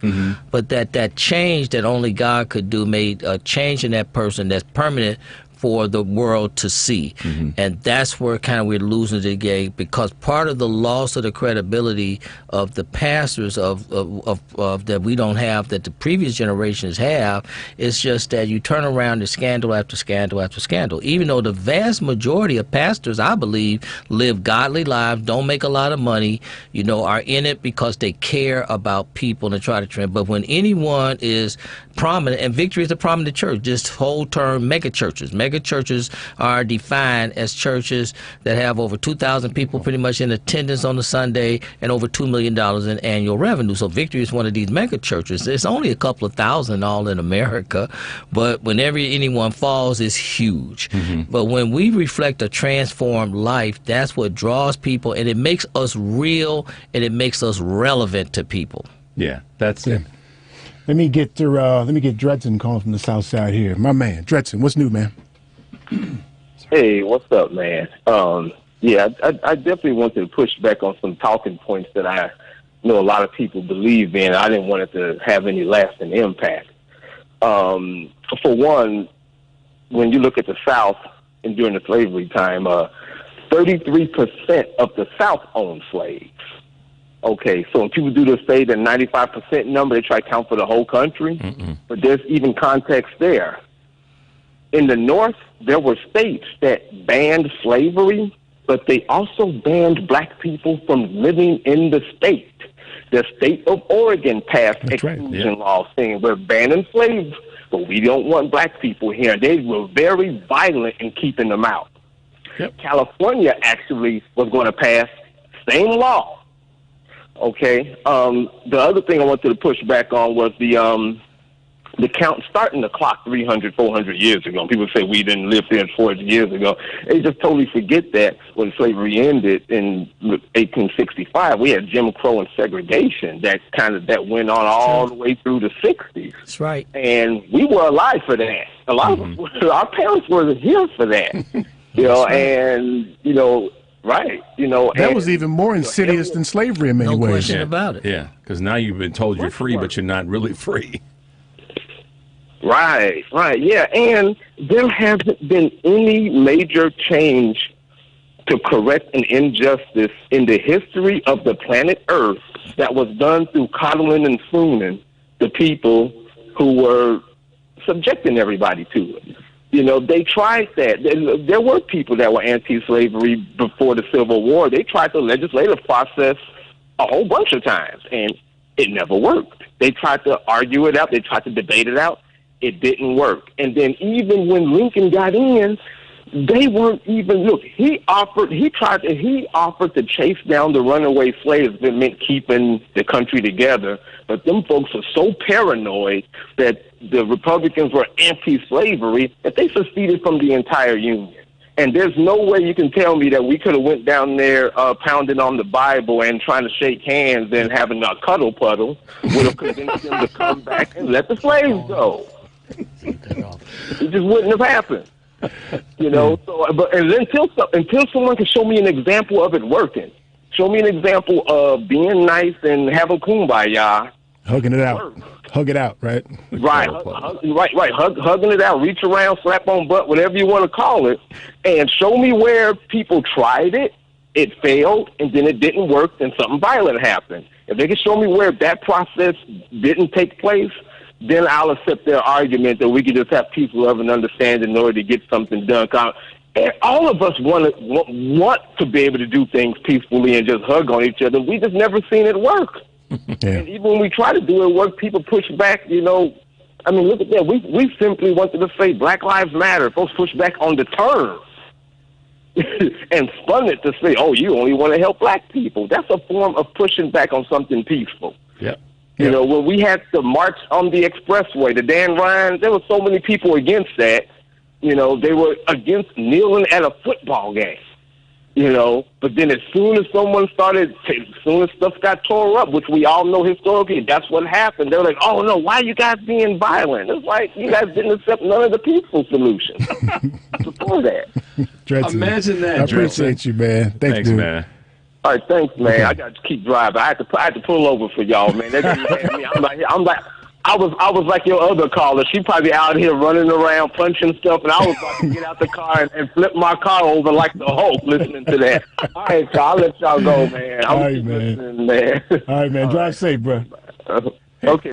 Eric, Dresden and Pam, they sent the bat signal out to each other. Watch today. out for them, man. Get some broken windows tonight with them. Wow. Yeah, you know what? I still got this standing question amongst all kind of questions. But, you know, if racism is over, tell me the day that it ended. Mm-hmm. Right? Because if there's no day, then it hadn't ended. Racism has not ended. I doubt if it ever will end. People in power do not readily give up power. That's what the gentleman was just saying. If I had it, I can't promise you how I'd behave if I had it. Well, you know, it depends. I'm not going to get into the preaching again. So, but again, like the gentleman was just saying, you know, people in power, they want to retain that power. I mean, you can see it. Let me give you another example. We at Victory, not only do we do church, we really heavily involved in the community. So one of the things we did years and years ago was start training young African Americans, primarily who had criminal records and all, in the construction field. I mean, it was touching to watch some of those guys walk 2 to 3 miles a day to get the training they needed, painting, drywall, and so forth. When we graduated, we had $100,000 grants from the state and got it funded. Things were going well. One of the flaws we had in that was when they got finished school, they couldn't get hired up north. Mm-hmm. The segregation hit right then and there. The racism hit because those jobs have been coveted from generation to generation, passed down. And then so, you know, may like you, but I want my son to be the welder. I want my son to get the electrical skills and be in the union. So racism is still, and it's not just in America. It's all around the world. It's just. Well, let me offer you this too, because you said something earlier that I've been thinking about in my head real quickly. Yeah. So you said it's in the heart. Yeah, that's okay. Right? It's in the heart. Come on in. And I agree with you that it's in the heart. Yeah. It's always been in the heart. Correct. What do we do in the meantime until their heart changes? Well, that's an excellent question. I think that the answer has already been said today, that, you know, you can't be passive. That's not the answer. You know, you have to fight for what you believe is yours. And you try to do it within the system, which is why Dr. King caught it so much, because he understood that principle that a law was a law. So whether the law was unjust didn't matter. You have to now get the law changed to make it just. But in the meantime, you pay the price when you go against that law. So I am not a passive pastor like that. No, I believe that I'm not going to sit around and wait for everybody to get baptized baptized and get the Holy Ghost. It's because it ain't gonna happen. I know better than that. I think this side of heaven is important. I think both sides are important, but this side is important, that we have rights and education, and the disparity in health that we really saw come out during COVID, where we were just overwhelmingly sick and dying because it's once again the lack of access to health care that we didn't have. I think voices have to cry out, as the Bible said, like a trumpet. We have to cry out against those injustices. I really do. And to wait and say, oh, well, everyone's heart's going to change. No, everyone's heart is not going to change. But I'm going to make you uncomfortable. I wanted to say this earlier.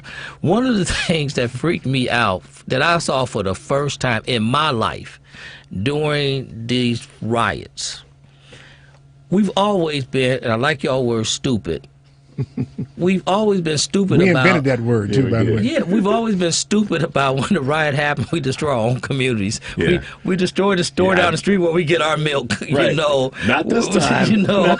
So, as you already know, this is the first time, because it included the looting and all that. I get how it got there. But people out of Naperville... Yeah. No, I knew you saw that. They went down to Michigan Avenue, too.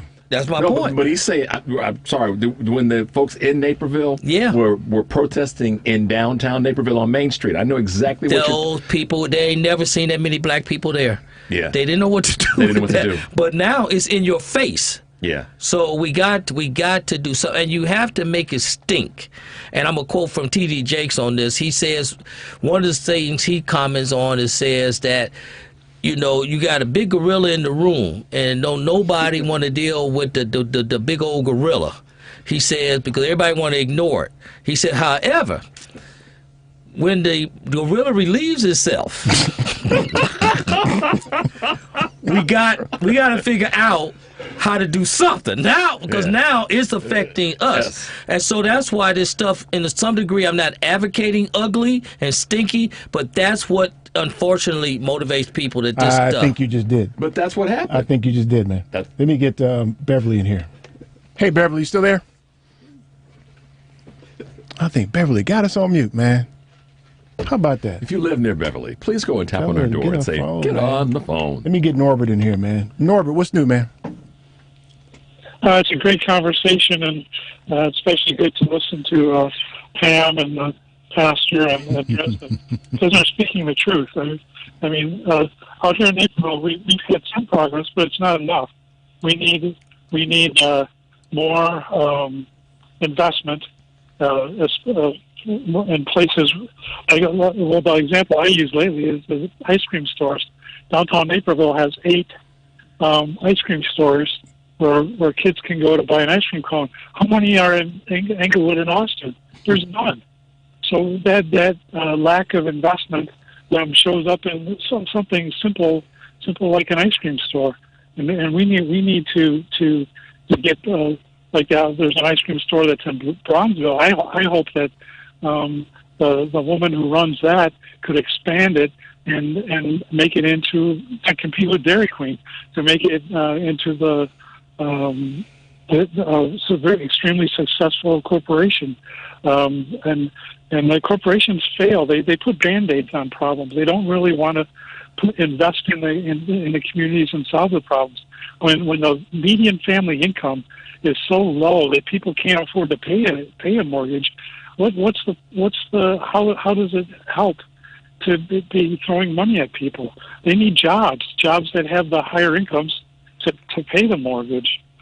Yeah. Well, you're right. I would characterize that globally as opportunity. What we're lacking is a robust and equal opportunity to do exactly as the larger community does. Without a doubt. Norbert, I appreciate you, man. You're my favorite Hosta guy, man. Stay healthy, Norbert. Yeah, love you guys. And when I came to Chicago, I got a job as a chemist, and they could have hired a black person from Chicago, and there's many jobs out there like that where people can get training and get to good jobs and not have to hire people from other states or other countries. We gotta get people in the city into better jobs. Yeah, we gotta force it. That's right. Norbert, appreciate it, man. Thanks, Norbert. Be well. Love you guys. See him. We gotta force it, man. Yeah, it's true. You know, because it's gotta be uncomfortable. We're allowing them to present solutions that are easy to deliver. 1% of your net profit? Come on, punk. Yeah, nothing. Come on, punk. That ain't nothing. Drop me a little more than that, man. Get You know what I mean? Get close to the percentage of the population. I give you the best example is the guy, and I talk about this all the time, the guy from Salesforce. Oh, yeah. Someone presented him data that said the women with equal jobs were making less than the men. He immediately raised all the women's salaries. He didn't think about, let's take this to committee and let's run this down. Yeah, let's work towards it. He just you change that. Done. Right? And there's some things that need to happen now. Just like the guy Dan Price, who you may have seen him online. It's the same guy. White guy that's like, wait a minute, the numbers are wrong here. He didn't wait. He just said, do it boom, now, do right it now, right now. Right. All right, y'all. Stay tuned for more of the Family Meeting. No sister, no sister friends. Tell me, my brother, what would become of you then? What if, poof, every black female in the This is DeAndre Edwards, assistant coach of the West Inglewood Tigers. Keep listening to the Family Meeting. lost with no one behind the steering wheel? Tell me, come on, how would that make you feel? Come on, up sister,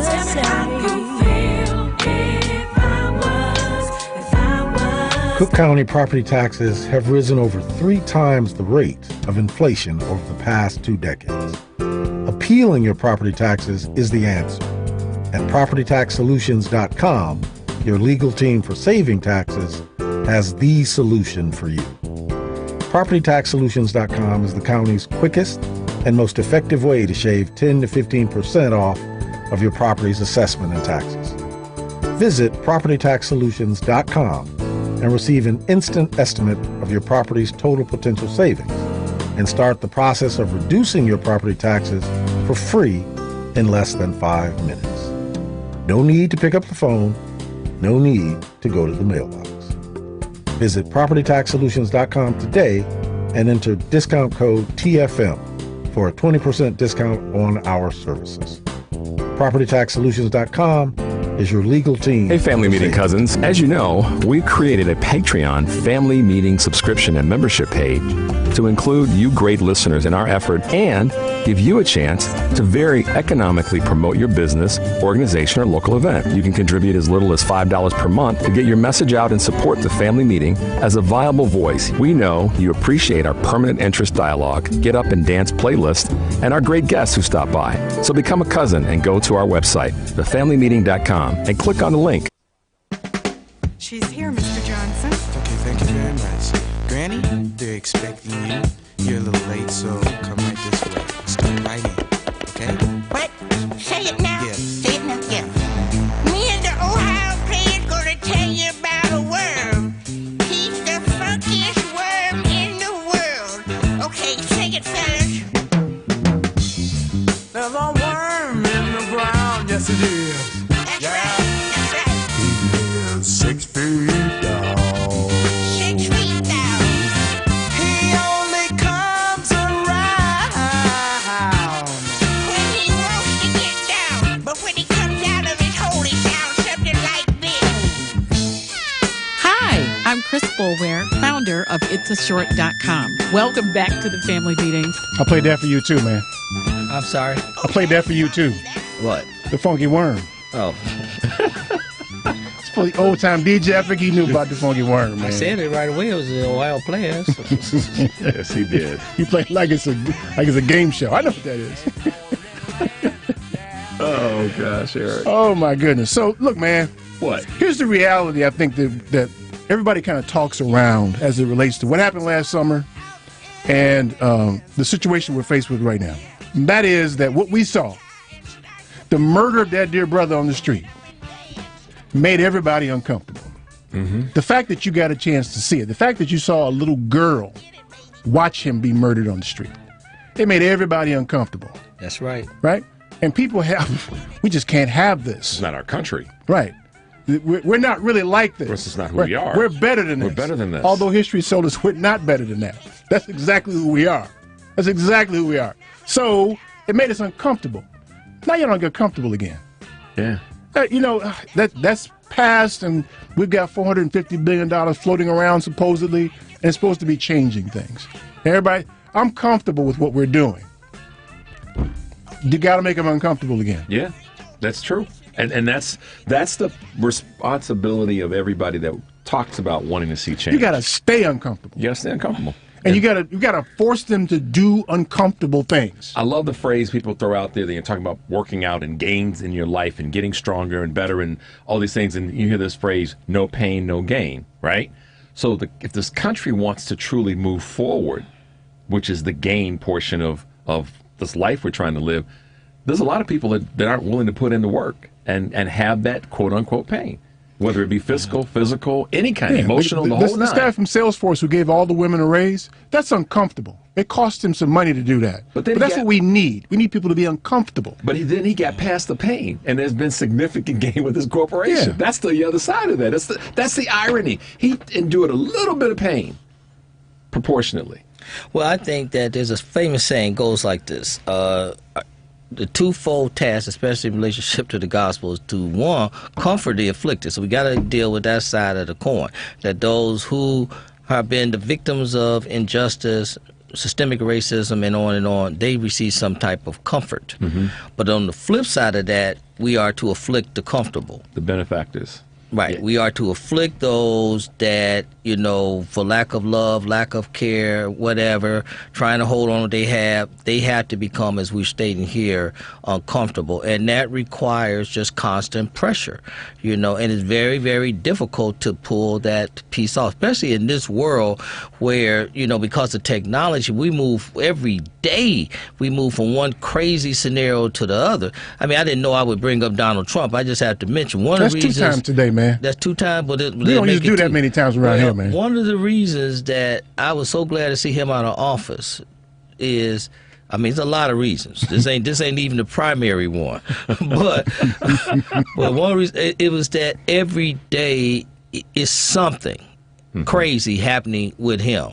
Mm-hmm. We used to call that keeping up some mess. Yep. Right, and the news people loved them, because they're making money off of craziness and keeping up the mess.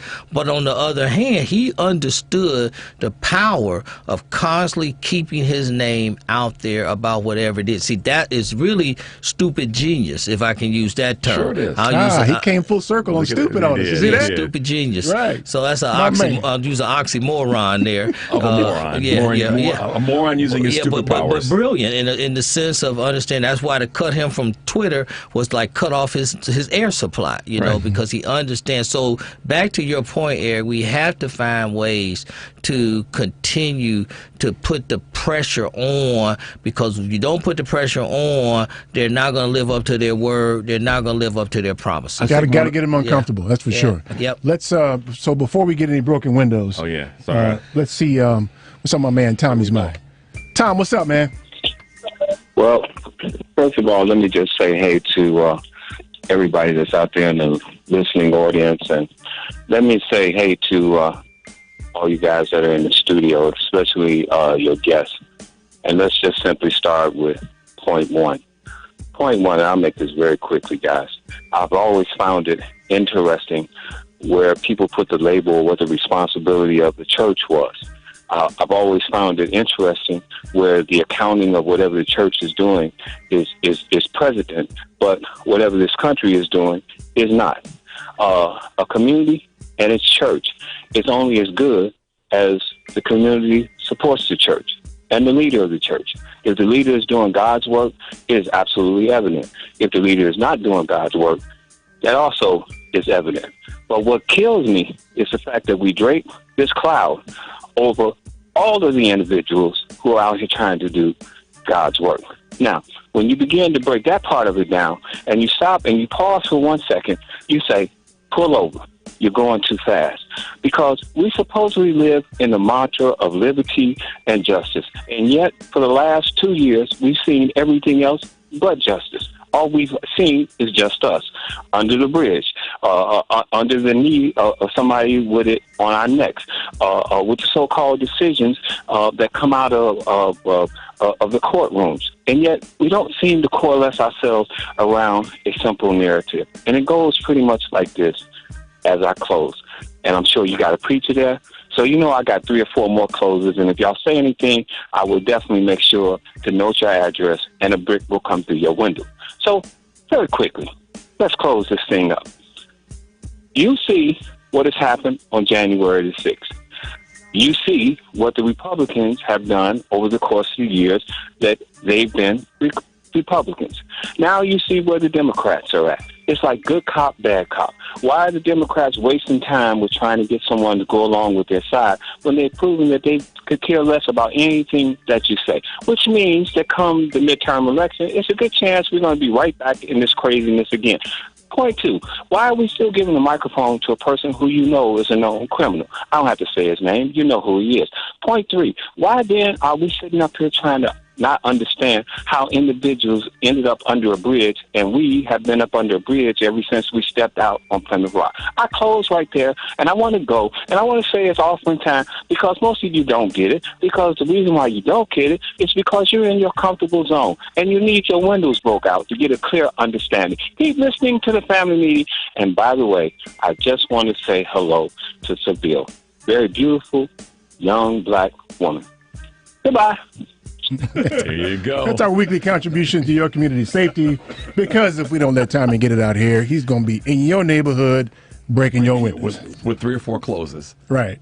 That was hilarious.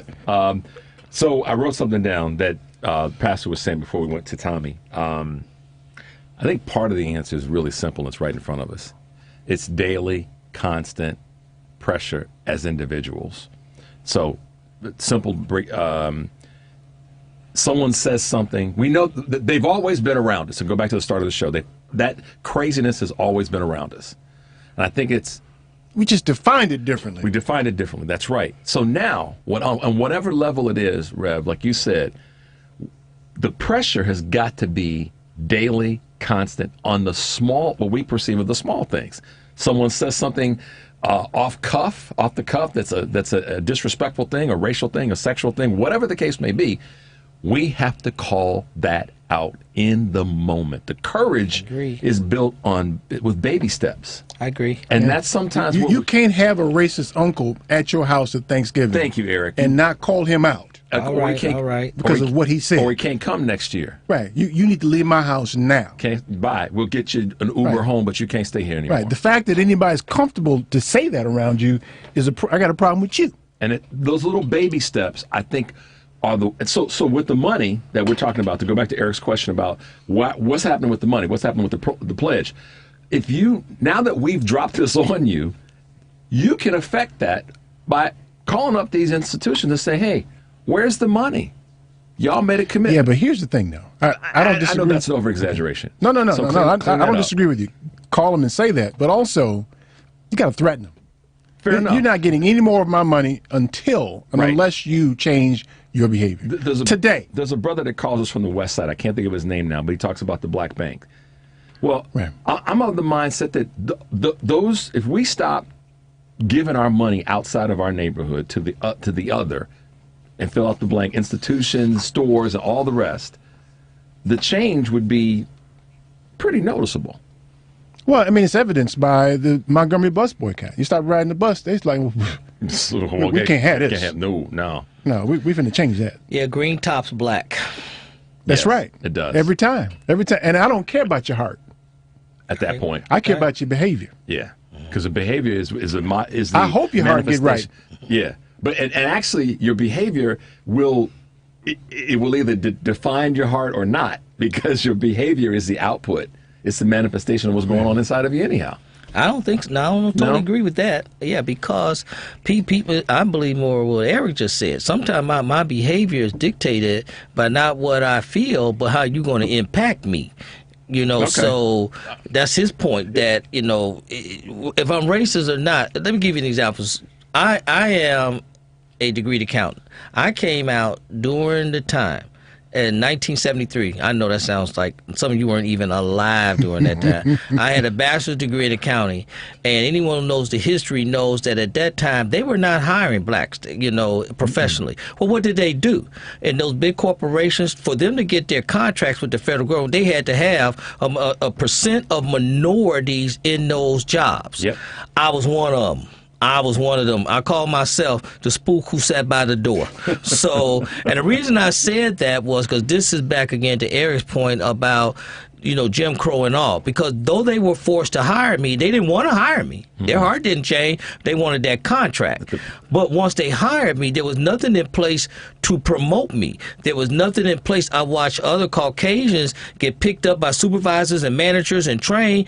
I was the spook who sat by the door. We had to hire this guy. He seems non-offensive. He's only 5'5". I don't think he's going to kill nobody. We'll hire him. But anyone who knows in accounting and fields, you have to have people that invest in you, try to help you move forward. Right. We still lacking that today. I think y'all will agree. Yeah, 100%. And again, I don't care about racism. I just care about you being able to act on it. Right. You can be as racist as you want to. I can't change That's your your problem. No, we don't have the power to change hearts. God changes hearts. I don't have the power to change their hearts. No. I can change their behavior if I affect them. Because in other words, I'm going to hit your pocket. You understand the pocket that you get. Right. So I would prefer if you was Kumbaya Lord. I would love that, and we could hug and kiss his brother. But I don't have to have that. Well, heck no. What made people change during the pandemic, is evident. Their pocketbooks were impacted. Yeah.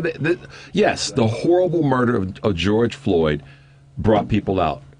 Simultaneously, people's pocketbooks were impacted. Yeah, but they didn't match it with equal and opposite delivery of resources to affect real change. Without a doubt. There wasn't. They got as soon as the heat went down, they went back and stayed in their comfort zone. Yeah, that's it. And so the actions, I'm with you on thinking about the heart. I'm not trying to, sometimes I think I can, to be honest, change someone's heart, perspective, whatever. But at the end of the day, to Eric's point all the time, you're going to be racist if you're racist. It's what you do. It's your action. That's quite the burden. I mean, think of what they've done in the past. I mean, you had to build a whole nother bathroom. Just because you didn't want to go to the same bathroom. You had to empty the pool because you didn't want to swim in water we swam in. Look at all they had to go through to be racist. Yeah. That's their burden. Yeah, because of white fragility. But damn it, let me in the pool, though. I'm getting in the pool. You can't keep me from the pool. Yeah, and and so the vote for those who say, go back to Eric's question, if it's over racism, give me the date.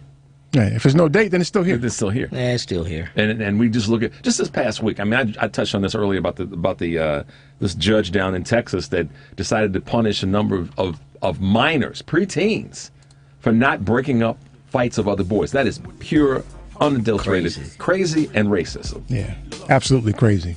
Our guest today is my dear friend, Pastor Andrew Singleton. The church is Victory Apostolic Church.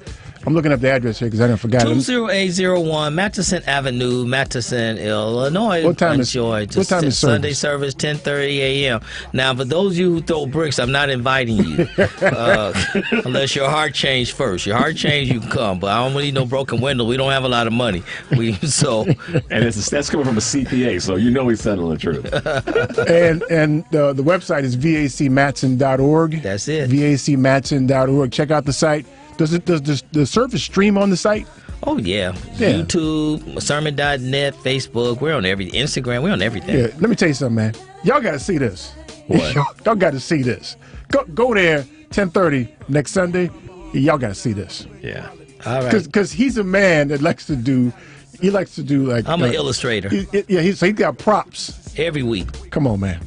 That's teaching, though. That's Pastor Andrew Singleton. Thanks for coming, Pastor. Glad to be here. Good to see you. Richard, Eric. And enjoyed the time we spent in Washington together. That's right. Great time. That was cool. Tune into the family meeting every Sunday at 4. I'm your host, Eric Grant. Peace. Mac game similar next to Goldie Flex. You might feel, man, creeping through your room late at night. It's hell, her water better stead, so get it right. You be like, damn, it's that big man we all love to like. That's right. Game airtight, while you caught up in the hype. That's right. The preceding program, The Family Meeting, is sponsored by Polaris Insurance Agency and Eric Grant. And to the extent of its guests, the views and opinions reflected do not necessarily express the views